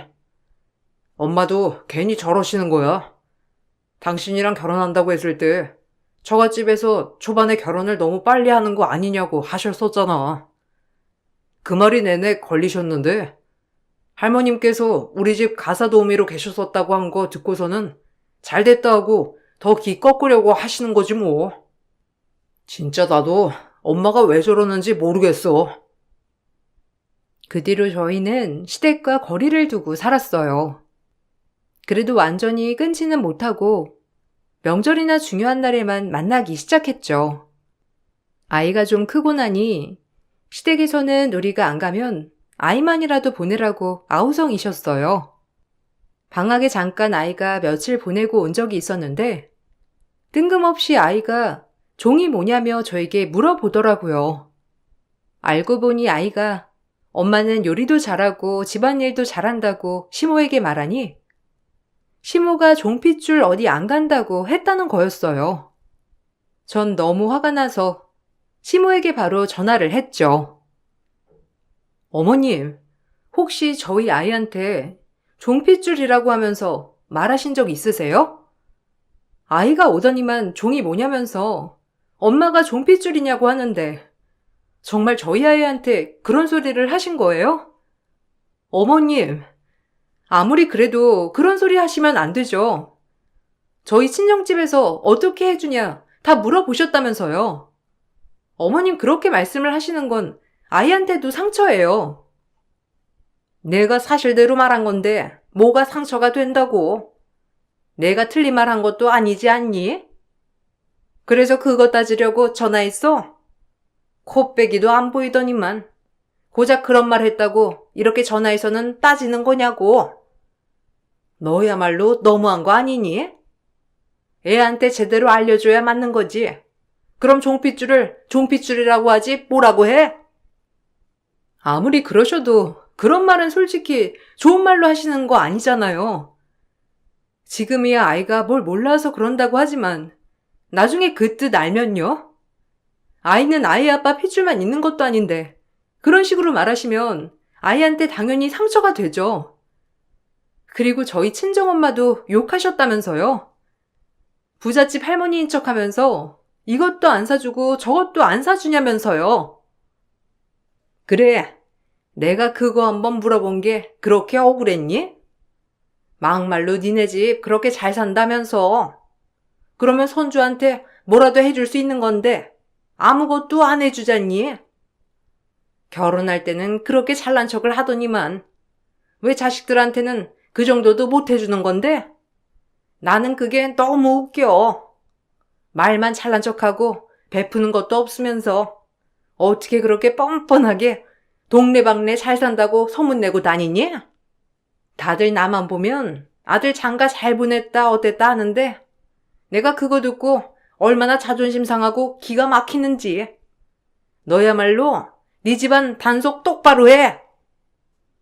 시모는 다른 지인들로부터 저희 집안에 아들 장가를 잘 보냈다는 얘기를 들었는지 그게 너무나 기분이 나빴다고 하더라고요. 주변에서 하도 칭찬만 하니까 시모는 그게 배가 아팠던 것 같았어요. 처음에는 그냥 원래 시모 자체가 그런 사람이구나 생각을 했었는데 동서들이 들어오고 나서 그게 아니란 걸 알았어요. 시모는 저와 동서들을 철저하게 차별하고 있었죠. 어느 날은 시댁에 일이 있어서 갔더니 동서들은 아무도 안 왔더라고요. 동서들은 아무도 안 왔어요? 안 그래도 전화를 해봤는데 다들 바쁜지 통화도 안 되고 어머님이 급하시다고 해서 연차 쓰고 왔어요. 오늘 할 일 많다면서요. 남편은 급한 일 처리만 하고 온다고 하던데 도련님들이랑 동서들은 언제 와요? 같이 와서 빨리빨리 처리하면 좋을 것 같은데. 걔네들이 올 필요가 뭐 있니? 네가 맏며느리인데 네가 와서 다 하면 되지. 그리고 아들한테 오지 말라고 해라. 굳이 여기까지 고생스럽게 와서 고생할 필요가 뭐가 있어? 너랑 나랑 후딱 해치우면 되는 거지. 네 시아버지가 허리 다쳐가지고 돼지 축사를 청소를 하나도 못했어. 가서 저기 좀 쓸고 청소해야 할 것 같으니까 옷부터 얼른 갈아입어. 네? 저랑 어머님 둘이서만 청소하려고요? 어머님, 그러면 몸살 나요. 부지도 넓은데 저랑 어머님 둘이서 오늘 내로도 다 못하고요. 안 되면 도련님이나 남편 왔을 때 같이 시작해요. 그래도 여러 명 있으면 금방 하잖아요. 너랑 나 2명이면 충분하지. 뭐 다른 사람 또 부를 필요가 뭐가 있니? 그냥 네가 가서 조금씩 하고 있어. 일단 나 다른 곳에 볼 일 있어가지고 갔다 와야 하니까 얼른 하고 있어. 금방 끝나. 너 오늘밖에 시간 안 된다고 했지? 오늘 마무리하려면 이렇게 있을 시간 없어. 가서 옷부터 갈아입거라. 아들한테는 내가 오지 말라고 전화할 테니까. 급하다고 해서 내려가 보면 시모는 축사일을 도와야 한다고 할 때가 많았죠. 그럴 땐 동서들을 아무도 부르지 않더라고요. 저 혼자서 축사 청소며 먹이 주는 일도 다 해야 했어요. 심할 때는 온다던 남편에게도 오지 말라고 전화를 하거나 도련님들도 부르지 않으시기도 했죠. 남편이 도착할 때쯤 시모도 같이 와서 일하는 척 하다가 끝이 날 때가 많았어요. 이런 일들이 많아지면서 시모는 날 차별하는구나 느끼게 되었고 시댁 식구들의 무시는 해가 갈수록 더 심해졌어요.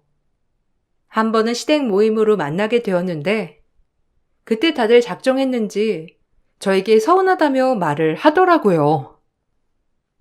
형님, 저 너무 서운해요. 그래도 형님이 맏며느리인데 어떻게 식사 한번 거하게 차려주시지도 않고 다른 집안 사람들 보니까 맏며느리가 나서서 집안 행사 싹 다 주도하던데 형님은 그런 것도 없으시고 집안에 너무 소홀하신 거 아니에요? 솔직히 제가 어머님이면 한 소리 했을 것 같아요. 맞아요. 저도 형님 너무 집안에 소홀하신 것 같아요. 어머님이 얼마나 서운하셨겠어요? 며느리라고 들어왔는데 본인 일만 바쁘지. 집안일은 하나도 신경 안 쓰시고 뭐라도 하나 주체해서 해야 하는 거 아니에요?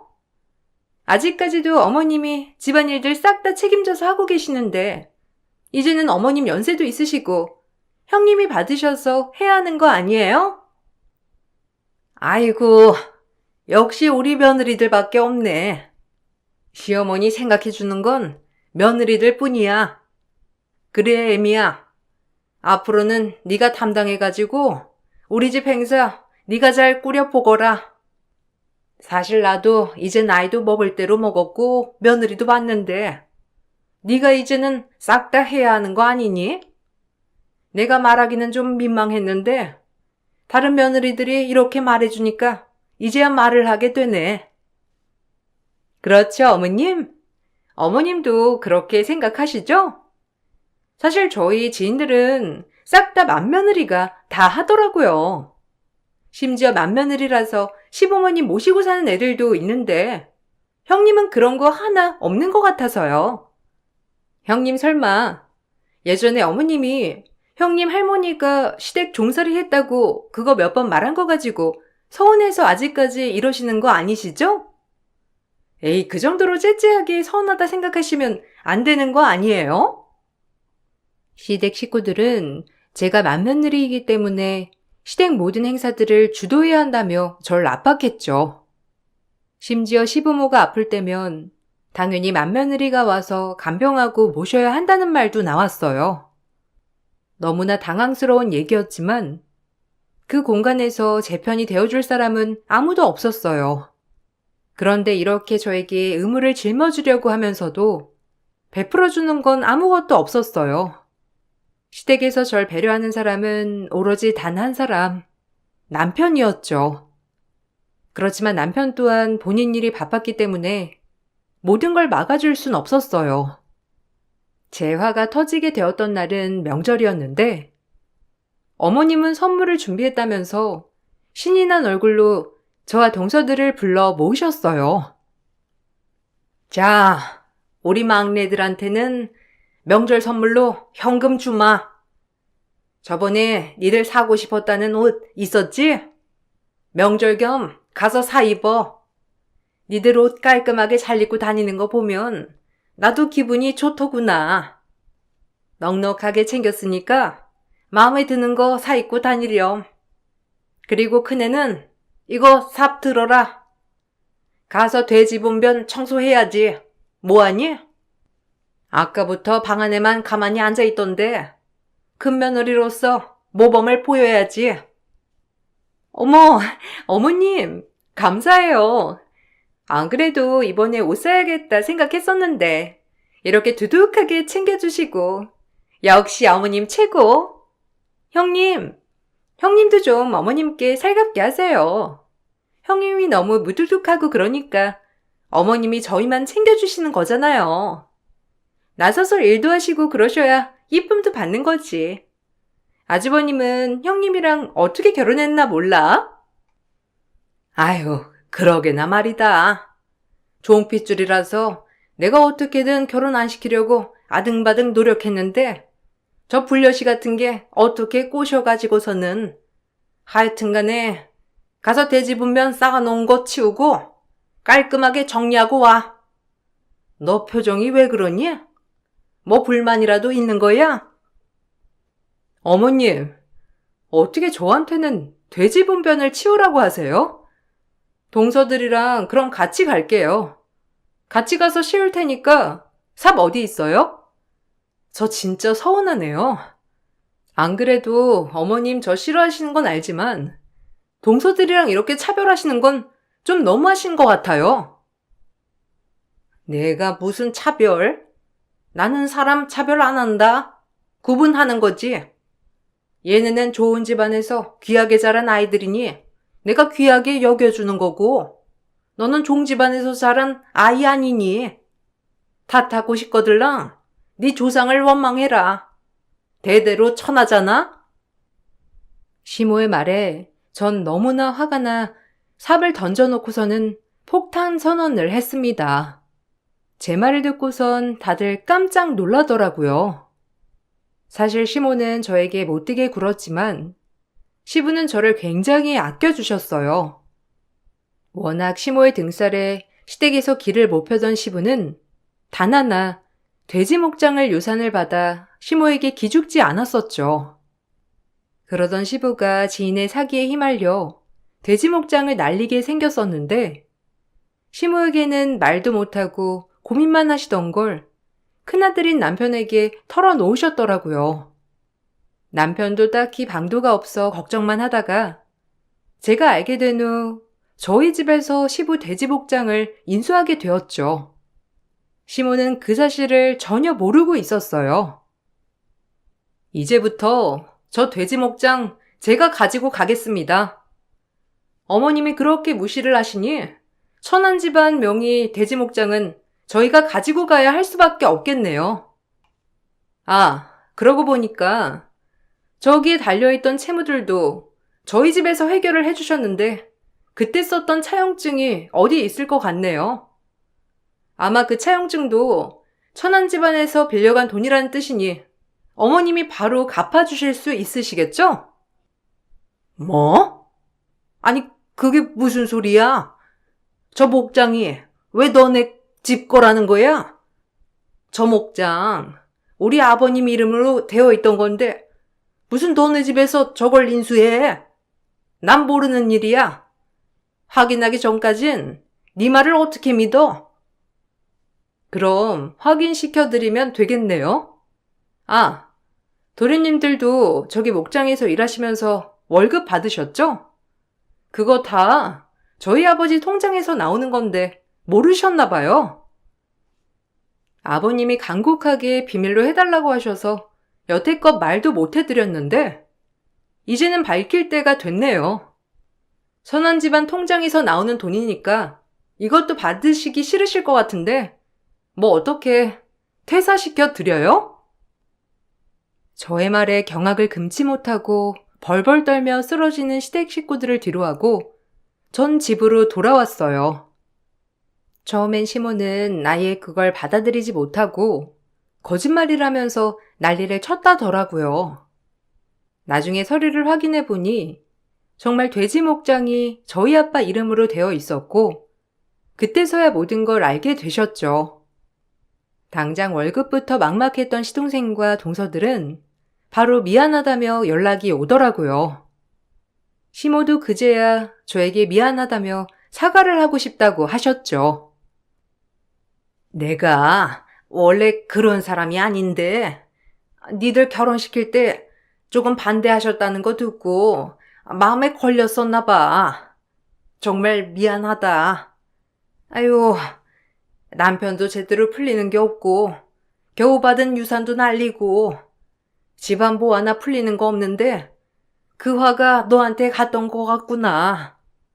내가 너무했던 거 정말 미안해. 너희 집안이 워낙 괜찮은 집안이라고 지금도 자꾸 듣다 보니까 내가 미쳤었나 봐. 많이 화났니? 저한테 사과하실 필요 없어요. 천한 핏줄인 제가 감히 귀한 집안 사람한테 사과를 받다니요. 어머님 원래 하시던 대로 하세요. 안 그래도 남편한테 말했는데 남편은 제가 하고 싶은 대로 하라고 하더라고요. 생각해보니까 어머님 저희 집안이랑 엮이는 거 고역이실 것 같아 농장은 그냥 처분하기로 했어요. 그러니 도련님들도 알아서 다시 취직하라고 하시고 아버님도 다른 곳에서 일하셔야 할 것 같네요. 아이고, 내가 정말 미안하다. 그러려고 그런 게 아니라 제발 우리 농장만은 아니 너희 농장만은 팔지 말아줘. 우리 몇십 년 동안 그 농장 일만 해왔어. 우리 아들들도 평생 그 농장만 일구면서 살았는데 다시 한번 생각해주면 안 되겠니? 내가 너무너무 미안하구나. 처음에는 제 말을 듣고선 친정에선 농장을 다 처분하겠다며 말하셨지만 나중에는 친정에서 제 명의로 바꿔주셨어요. 그렇게 무시하던 제가 농장 주인이 되니 시모의 태도는 확 바뀌었죠. 전처럼 절 무시하는 일도 없고 시동생과 동서들 또한 저에게 함부로 하지 못했죠. 오히려 저만 보면 아무 소리도 못하고 있답니다. 남편은 더 크게 혼을 내줘야 한다면서 저보다 더 적극적으로 시동생들을 혼내줬어요.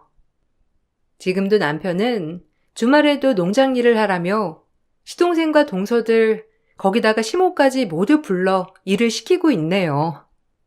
한 소리도 못하는 시댁 식구들을 보면서 애초에 사이좋게 지냈으면 얼마나 좋았을까 싶은 생각도 든답니다. 과거는 과거일 뿐이라는 거 여러분들도 잊지 마셨으면 좋겠어요. 제 사연 들어주셔서 감사드려요. 힘든 시기가 지나가면 그건 과거가 될 뿐이라는 사실 잊지 마시고 모두들 힘든 일 잘 이겨내고 버티시길 바랄게요. 안녕하세요. 제가 쓰는 글에 부디 아무런 오해가 없길 바라면서 이 글을 써보도록 하겠습니다. 결혼 전 우여곡절을 많이 겪고 결혼을 하게 되었으나 아무런 보잘것없는 저희 집을 무시하던 시어머니 때문에 시집살이는 아주 혹독하다 못해 고되게 당했어요. 그래도 토끼 같은 아이들과 사랑하는 남편을 보며 참는 날들이었죠. 아빠가 돌아가신 뒤로 집안에 가세가 기울어진 집이었기 때문에 이혼하고 친정으로 가려고 해도 엄두가 나지 않았고 오히려 친정엄마에게 짐이 될 뿐이라고 생각을 하니 차마 그 집을 나와 살지 못하겠더라고요. 그래도 행복했던 시기도 있었기 때문에 그것을 생각하며 버텼어요. 엄마, 나 오늘 100점 맞았어. 학교에서도 나처럼 이렇게 다 맞는 애들은 없다? 선생님이 칭찬해 주시는 거 있지? 아이고, 우리 딸 똑똑하네. 너희 할아버지도 진짜 똑똑했는데 우리 딸이 할아버지 머리를 쏙 빼다 닮았나 보다. 뭐? 죽은 네 애비 말하는 거냐? 참나. 보지도 않은 양반 뭐 그리 똑똑했다고. 얘 머리 좋은 건 우리 집 닮은 거지. 어디다 니네 집을 갖다 붙여? 너 내가 말 안 하려고 했는데 은근히 우리 집 무시하는 경향의 말들을 많이 하더라. 아니, 오해세요. 그냥 저희 아빠가 예전에 하시던 일도 그렇고 똑똑하셨어서 그걸 말한 건데 어찌 이게 무시나요? 그게 무시가 아니면 뭐야? 우리 집 머리 안 닮았다고 대놓고 나 들으라고 한 소리 아니니? 너 같은 건 정신 차려야 돼. 내가 요새 아주 살살 대해줬지? 이래서 짐승들은 매를 들어야 정신을 차린다니까. 널 때릴 수 없으니 내가 시키는 거나 해. 시어머니는 제가 말실수를 했다는 이유로 그날 하루 종일 집 커튼을 다 걷어 빨래를 시켰어요. 그때만 해도 건조기도 없고 세탁기도 없는 집이 덜어 있었는데 그중 저희 집이 세탁기가 없었기 때문에 손빨래로 손이 부르트도록 했답니다. 사실 세탁기를 살 수 없는 형편은 아니었으나 제가 시집을 오고 시어머니는 있던 세탁기를 중고센터에 팔았다고 했어요. 동네에선 이미 악명 높기로 유명했던 시어머니였기 때문에 제가 시집을 온 뒤 동네 아주머니들이 하나같이 말씀을 해 주셨죠. 다시 한 번만 입 잘못 놀리면 커튼이 아니라 모든 입을 다 천이랑 분리해서 빨래 시킬 거니 그리 알아. 너 같은 것은 직접 몸으로 부딪혀서 잘못을 뉘우쳐야 깨닫지. 너랑 우리 아들을 내가 왜 결혼시켰는 줄 아니? 어차피 너네 결혼 반대해봤자 로미오와 줄리엣처럼 더 불탈 거 아니냐.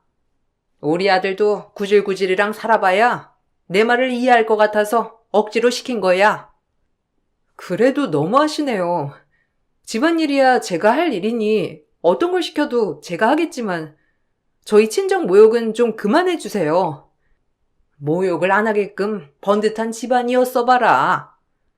다 쓰러져가는 판자촌에서 겨우겨우 먹고 살았던 게 우리 아들 만나서 강명 찾았으면 고마워할 것이지 말대꾸를 해.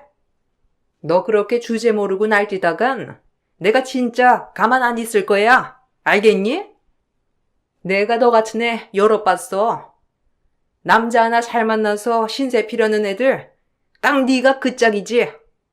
내가 모를 줄 알았다면 큰 오산이야. 네 애들도 너 닮아서 정이 안 가. 알아? 우리 아들 닮은 구석이라곤 한 군데도 없어가지고 내가 이뻐하려야 할 수가 없다. 뭐래도 마음에 안 드실 어머님께 저도 더 이상 마음에 들도록 하고 싶지 않네요. 어차피 어머님은 절 미워하시니까요.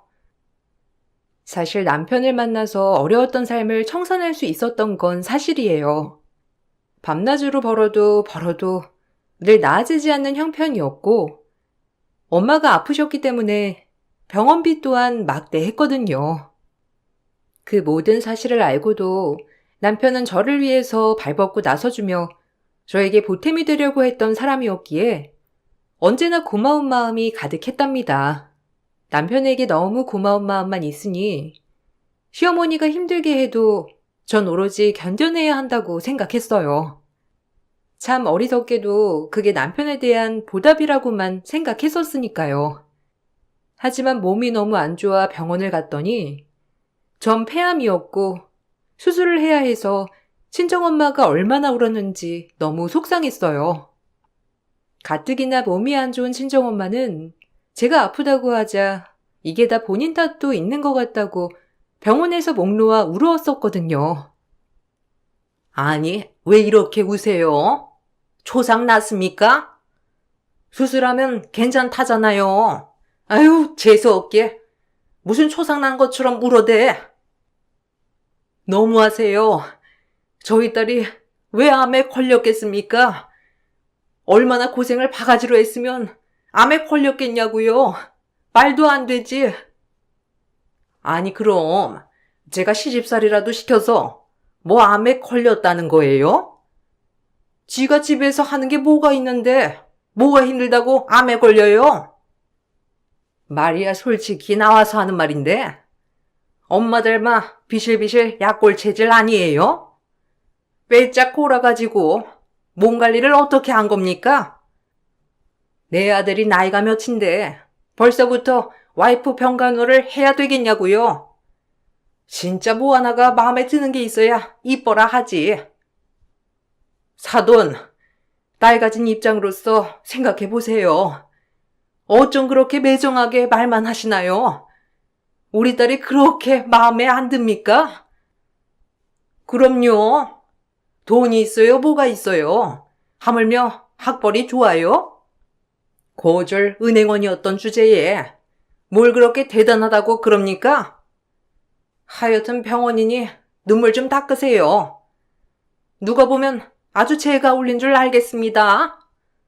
창피해서 에휴 시끄럽고 짜증나 죽겠네.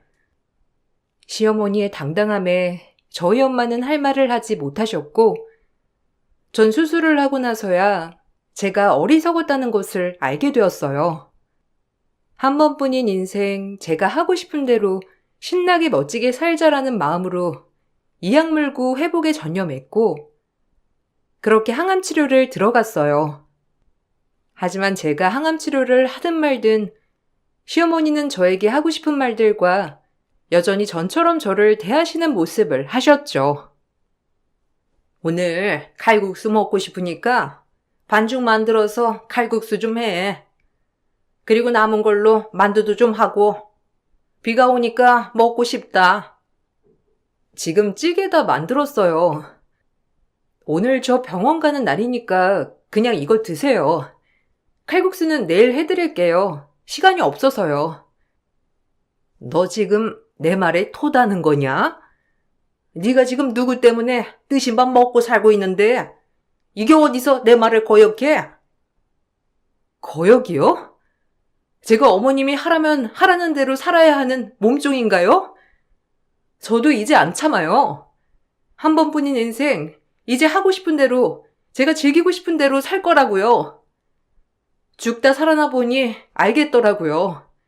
이렇게 사는 건 정말 바보 같다는 걸. 인생 2번 살다간 아주 내 머리 꼭대기 위에 올라가겠다. 됐고, 너 칼국수 안 만들면 내가 네 머리털을 뽑아 놓을 줄 알아. 항암 치료로 어차피 다 빠질 머리털 내가 미리 뽑아주마. 그러니까 칼국수 해야 할 거야. 내 말을 거역하면 어떻게 되는지 보여줄게. 제가 치료를 하든 말든 시어머니는 제가 눈에 가시였답니다.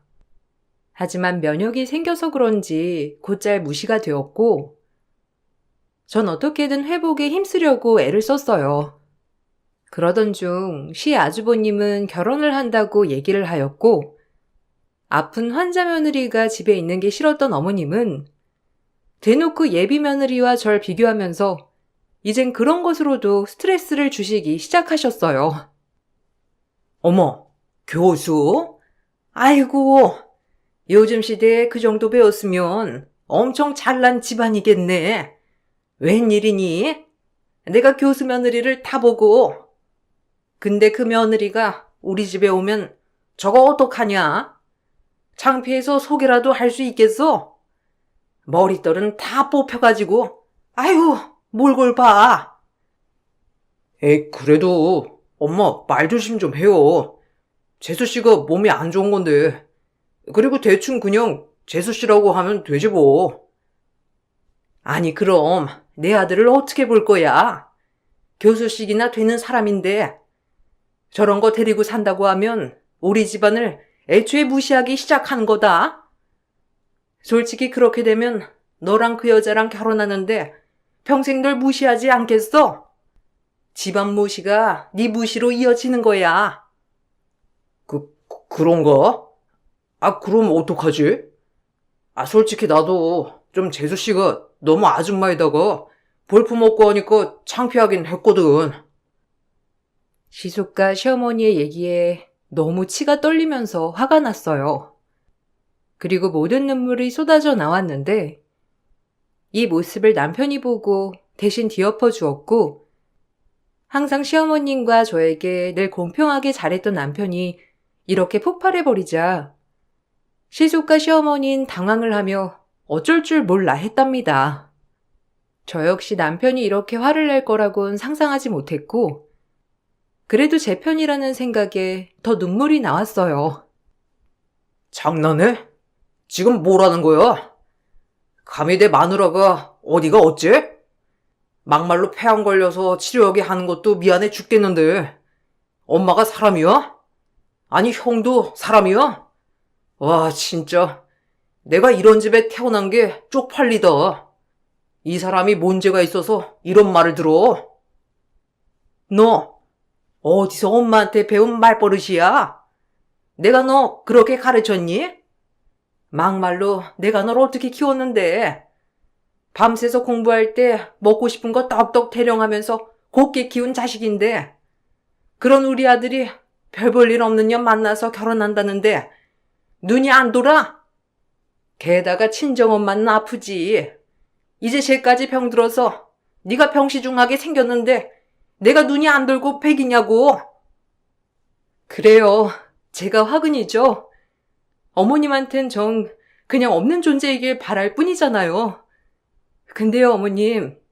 도대체 그럼 당신은 얼마나 잘났길래 사람을 이렇게 하대하죠? 남이라도 이렇게 못할 거예요. 근데 자기가 가장 사랑하는 자식이 사랑하는 여자인데 왜 저를 이렇게 막대해요? 내가 왜 암에 걸렸겠냐고요. 이렇게 멀쩡하다가 다 어머님 때문이라고요. 책임져요. 억지 좀 그만 써. 네 남편이 네 편 들어주니까 눈에 뵈는 게 없냐? 내가 말했지? 너 밥 얻어먹고 사는 것만으로도 감사하라고. 양심이 있으면 좀 되돌아봐라. 네가 얼마나 볼품 없는지. 이제 몸까지 아파서 내가 어디 너랑 겸상을 하겠니? 재수 없어서. 시어머니는 그럼에도 뻔뻔하게 본인이 잘못하지 않았다고 큰 소리를 쳤고 오히려 그날 아주버님과 남편이 대판하게 되었어요. 우애 좋던 형제가 이렇게 한순간에 치고받고 싸우는 장면을 보게 되자 시어머니는 더욱더 저를 경멸하였답니다. 여자 하나 잘못 들어오면 집안꼴 아사리판 난다는데 딱 이 말이다. 내가 형제들을 어떻게 키웠는데 이따위로 행동해? 이게 다 너 하나 때문에 벌어진 일이잖니. 아니야? 네 형님 될 사람이 너랑 어떻게 차이가 나는 줄 알아? 그 사람 보고도 네가 그런 말 하나 보자꾸나. 우리 집엔 그런 사람이 들어올 정도의 집안이라는 거야. 알겠어? 수준 떨어져. 그만해요. 난 진짜 엄마 한 번만 더 그러면 우리 사이도 끝장이니까. 곧 분가할 거니까 그리 아세요. 그게 이 사람한테도 엄마한테도 좋겠네요. 엄마가 이 사람 그렇게 보기 싫어하니 우리가 나가야죠. 당신은 방에 들어가 있어. 이런 말 듣지도 말고. 뭐? 부은가? 너 지금 이 엄마 버리고 나가겠다는 거냐? 네 형도 처가에서 집 해준다고 해서 나가 산다는데 그럼 나는 어떡해? 그걸 왜 저한테 물어요? 엄마가 이 사람 보기 싫어하니 우리가 나가야죠. 그리고 이 사람 몸 건강해도 그게 낫고요. 시어머니는 그날 엄청 화가 났는지 악다구니를 쓰며 길길이 날뛰기 시작했고, 솔직히 그런 모습을 보자 진짜 무서웠어요. 저와는 정말 상대가 되지 않겠다고 생각이 들어 더욱 멀리 해야겠다고 생각이 들었답니다. 그리고 남편은 약속을 지키듯 저희가 따로 나가 살 집을 백방으로 알아보기 시작했고, 좋은 매물이 나왔다며 오히려 들떠 보이기까지 했어요. 미안해. 그리고 고맙다. 네가 아픈 게 솔직히 나 때문인 것 같아서 더 미안하고 잘하고 싶어. 엄마의 잘못도 내 잘못이나 다름없으니까. 앞으로 내가 더 잘할게. 그러니까 우리 건강만 하고 행복하게 살자. 이제 몸도 다 치료되면 더 좋아질 거야. 아니야, 고마워. 이렇게 내 편 들어주기가 쉽지 않았을 텐데, 진짜 너무 고맙고, 내 편이 있다는 게 눈물 나게 행복하다. 내가 당연히 당신 편이지. 난 당신 없으면 못 살아. 애들도 필요 없어. 진짜야. 그러니까 옆에서 건강하게만 있어줘. 남편의 말에 눈물이 쏟아질 듯 행복하더라고요. 이런 게 행복이지 별거 있나 싶었고, 이렇게 결혼 생활 내내 잘하는 남편 때문에 그나마 사라지는 것 같았어요. 하지만 저희는 이사 가기 전 남편의 긴 지방 출장으로 잠시 떨어져 지내야 했고, 하필 그럴 때 예비 형님 될 사람이 집으로 인사를 온다고 하였답니다. 갑작스러운 방문이라 미처 시어머니도 놀란 것 같았어요. 아유, 얘기는 들었는데. 아니, 갑자기 이렇게 인사 오니까 당황스럽네. 일단 안으로 들어와요. 추운데 몸 좀 녹여야지. 네, 안녕하세요. 제가 이렇게 불쑥 찾아와서 죄송해요. 만약 제가 온다고 하면 또 먹을 거니 뭐니 신경 쓰셨을 게 많을 것 같아서 성수 씨한테 말씀드리지 말라고 하고 오늘 깜짝으로 가자고 한 거예요. 잘 부탁드립니다.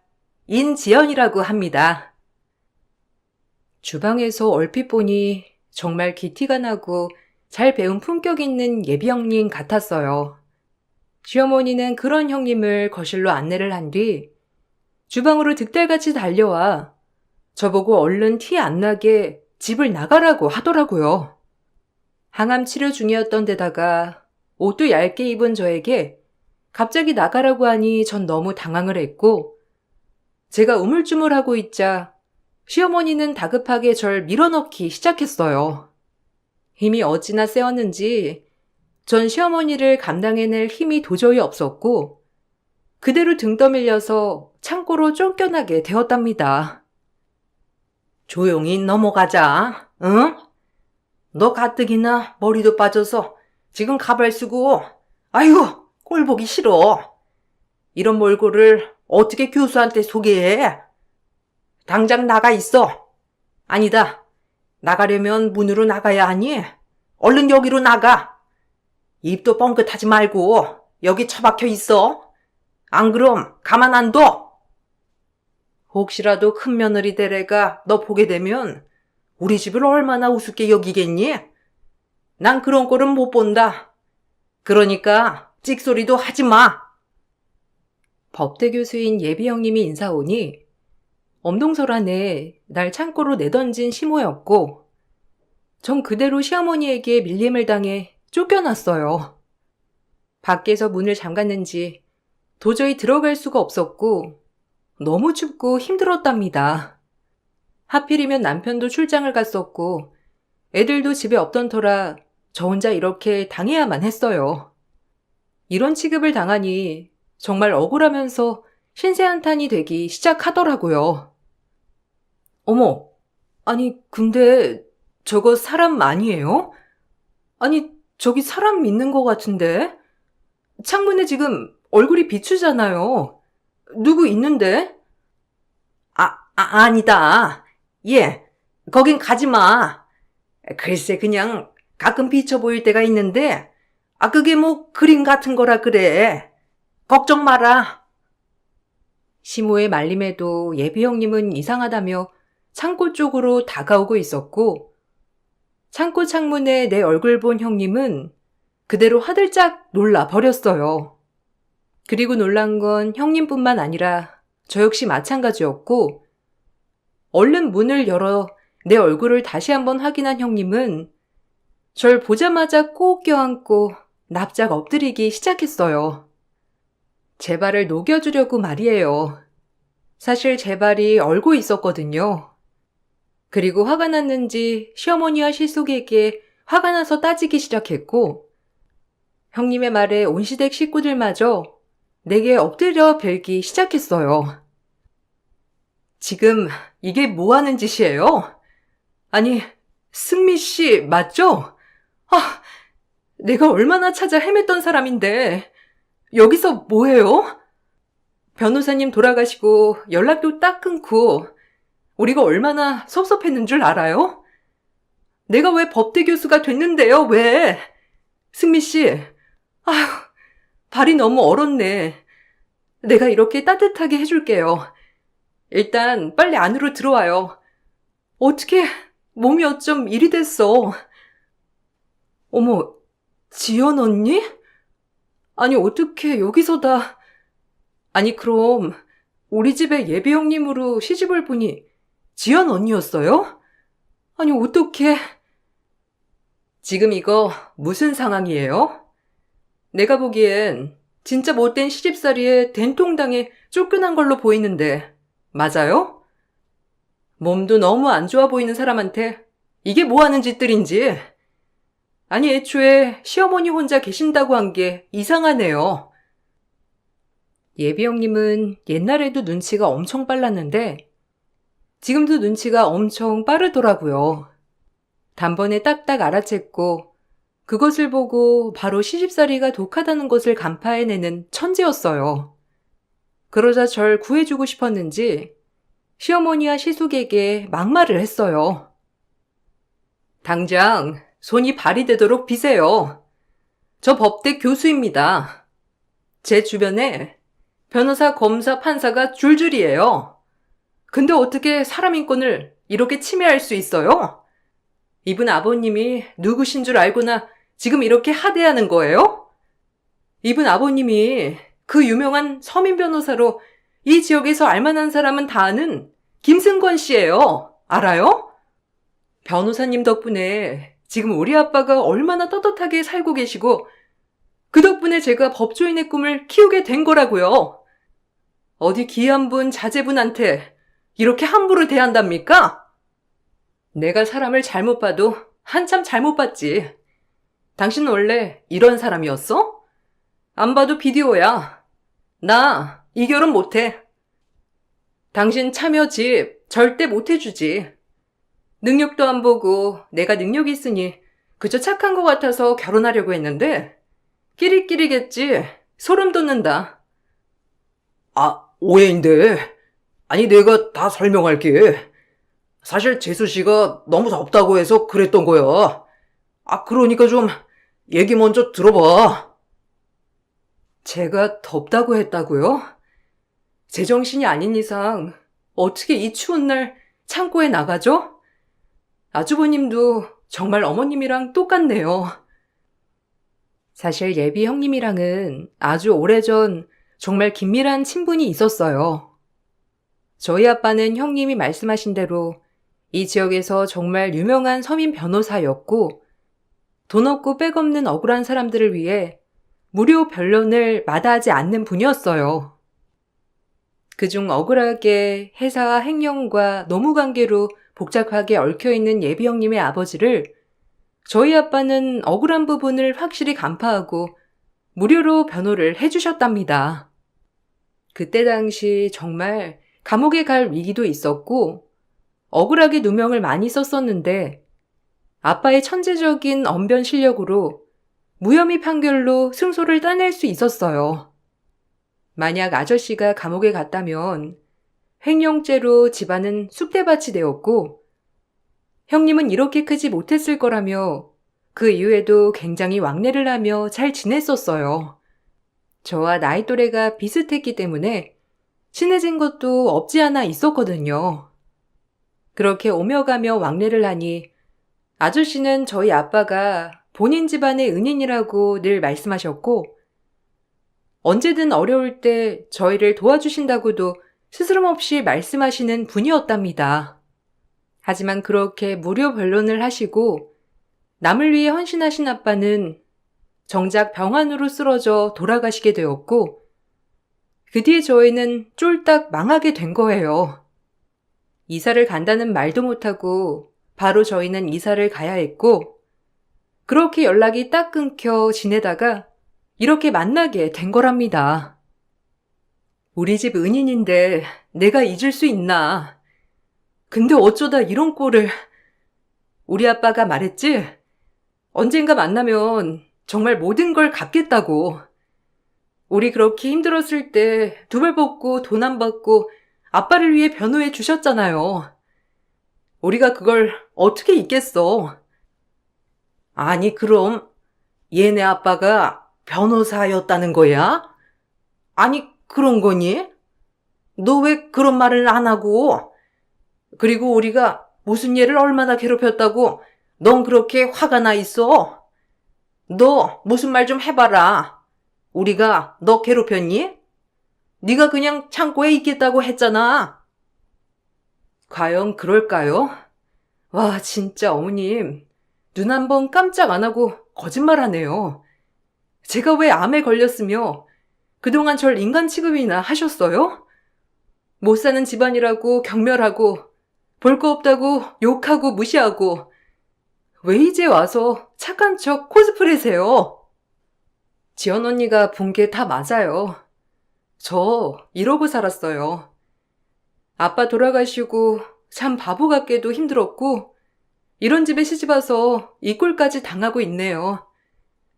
그리고 가뜩이나 병까지 걸려서 이게 다 저 시어머니 때문이라고 100% 말할 순 없지만 원인은 있겠죠. 어머 세상에나. 그렇게 착한 승미 씨가 이럴 정도면 말 다 했네. 와 진짜 오늘 집에 오길 잘했네. 승미 씨 나랑 나가요 당장. 그리고 당신은 파혼이야. 너무하다고 생각 마. 어차피 당신 착한 거 하나 보고 결혼하려고 한 건데 지금 상황 보니 딱 알겠네. 방관자 아님 가해자 둘 중 하나 아니야?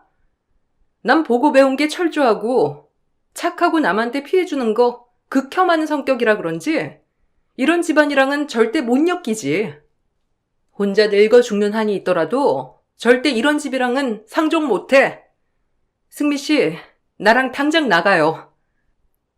예비 형님은 멋있게도 그 자리에서 절 구출해 주었고 시숙과 시어머니는 절 향해 비는 신용을 하였지만 소용없었어요. 그리고 전 예비 형님, 아니 오랜만에 만난 친했던 언니에게 그동안의 속사정을 다 얘기했고 절 본인의 아버지에게 데려갔답니다. 정말 오랜만에 뵙지만 그대로시더라고요. 그리고 그때의 추억에 잠기며 아빠가 너무 보고 싶어 눈물이 쏟아졌고 아저씨는 그런 저를 꼭 안아주었어요. 절 정말 많이 찾았다고 했고 저희 아빠가 돌아가셨다는 것도 뒤늦게 알게 됐다고 했어요. 집은 없지. 갑자기 너랑 너네 엄마는 증발했지. 내가 얼마나 당황했는데. 그때 네 아빠 아니었으면 나 억울하게 옥살이하고 지금 이렇게 지연이가 될 일도 없었겠지. 나한테 도움 준 사람한테 모든 걸 갖고 싶어서 이악 물고 뛰었고 이렇게 돈도 많이 벌었다.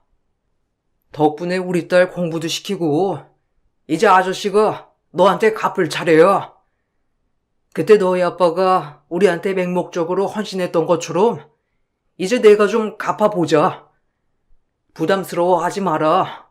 그럼 섭섭해. 너희 아빠는 내 평생 은인이고 다 줘도 안 아까워. 그래도 어떻게 이 많은 것을 받아요. 저한텐 너무 과분하고 큰 것인데. 아저씨 마음은 감사하지만 딱 마음만 받을게요. 너 그렇게 말하면 나 섭섭하다. 내가 나중에 너네 아빠 만나면 어떻게 얼굴을 드니? 그냥 마음 놓고 받아도 돼. 한사코 거절하는 저에게 아저씨는 그래도 모든 은혜를 저에게 갚고 싶다고 하셨고, 당장에 엄마부터 이사를 시켜주셨어요. 엄청 넓은 집은 아니었지만, 그래도 엄마 혼자 사시기에 충분한 22평짜리 작은 아파트였고, 저희 집 부채를 해결해 주셨답니다. 그것만 해도 너무 감사한데, 예비 형님은 저를 위해 본인이 아는 좋은 의사를 소개해주며 직접 시어머니에게 정신적 위자료 청구 소송을 하라고 하더라고요. 모든 비용 또한 아저씨가 내주시며 저를 발벗고 도와주셨어요. 그리고 출장에서 돌아온 남편은 이 소식을 듣고 정말 극대노를 하였고 저흰 그렇게 분가를 하였답니다. 순식간에 일어난 일이었어요. 와, 진짜 면목 없다. 엄마가 그렇게까지 할 줄은 몰랐어. 다신 안 볼 테니 그리 알아요. 난 내가 사랑하는 사람 이렇게 함부로 하는 꼴은 두 눈 뜨고 못 보니까. 형이랑 결혼할 사람을 엄마가 마음에 드는 사람으로 들어 앉혀서 행복하게 사세요. 전 승미랑 애들이랑 행복하게 살 테니까. 죽는 날까지 연락 마시고 없는 자식 셈 치세요. 그게 저를 위한 거니까. 너 이렇게까지 해야겠어? 내가 얼마나 제가 싫었으면 그랬겠니? 쟤네 아빠가 변호사인 줄도 몰랐었고 빚더미에 앉은 가난한 며느리를 누가 좋아해? 내가 그렇게 잘못한 거야? 난 아직도 이해가 안 간다. 너네가 왜 이렇게까지 하는지. 솔직히 쟤한테 조종당해서 네가 나한테 이러는 걸로밖에 안 보여. 지금 네 형도 저것 때문에 결혼 파토나고 아주 죽상이야. 제 탓이라고요? 본인들 탓을 하셔야지. 진짜 기막혀서 환장하겠네요. 사람 그렇게 사는 거 아닙니다. 저도 많이 참았지만 이제 안 참으려고요. 법원에서 뵙죠. 그동안 제가 받은 정신적 피해 보상에 따른 위자료 명명백백 청구할 거니 그리 아세요. 위자료? 네 따위가 무슨 위자료를 청구해? 아이고, 너 눈에 뵈는 게 없구나. 진짜 미쳤어. 정신이 단단히 돌았지? 악다구니를 쓰는 시어머니였지만 상종하지 않았어요. 그리고 전 제 할 일을 했고 남편 또한 옆에서 저를 많이 도와주었죠. 다행히도 예비 형님, 아니 언니는 저에게 정말 좋은 변호사를 붙여주어 소송은 일사천리로 진행이 되었답니다. 법정에서도 억울함을 호소하는 시어머니였지만 지금 제가 항암 치료를 하고 있는 점과 그동안의 힘든 마음들을 판사님은 다 읽어주셨고 결국 시어머니는 저에게 막대한 위자료를 주어야 했어요. 이 모든 게 언니를 만나서 가능하게 됐다고 생각이 들더라고요. 언니, 너무 고마워요. 내가 이렇게 언니 도움을 받고 염치 없이 행복해도 되나 몰라요. 이제 다 끝난 것 같아 너무 좋네. 아유, 내가 당연히 할 일이죠. 아저씨한테 받은 거 생각하면 솔직히 너무 모자라요. 아저씨 때문에 내가 이렇게 된 거고, 그러니까 너무 고마워하지 말고 이제 승미 씨 인생 개척해 나가서 살아요. 남은 항암도 열심히 하고 내가 응원할게요. 무슨 말씀을 드려야 할지 모르겠네요. 너무 감사하고 행복해서. 진정 절 이렇게 위한 남이 있다는 게 행복하고 고마워요. 든든한 아군을 얻은 것 같은 마음이었어요. 시어머니는 결국 저에게 위자료를 주고 아들에게 손절을 당했답니다.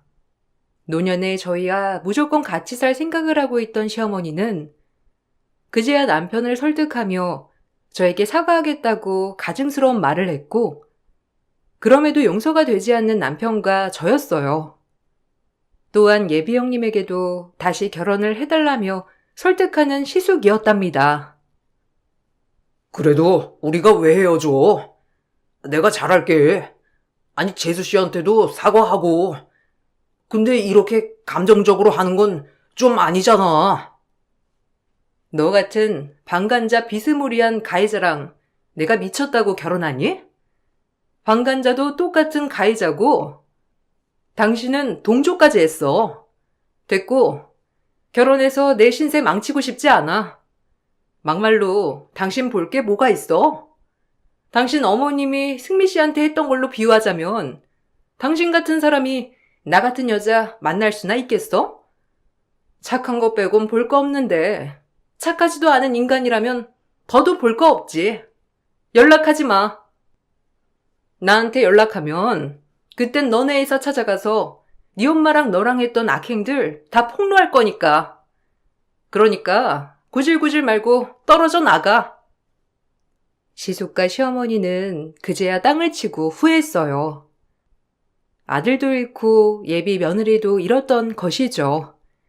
모든 걸 손절하고 전 치료에만 전념했고, 정신적 스트레스가 없어서 그런지 오히려 치료를 하는 동안에 마음이 너무 편안했어요. 그리고 지금은 큰아들이 장가갈 나이가 되어 어느덧 저도 중년의 여성이 되었네요.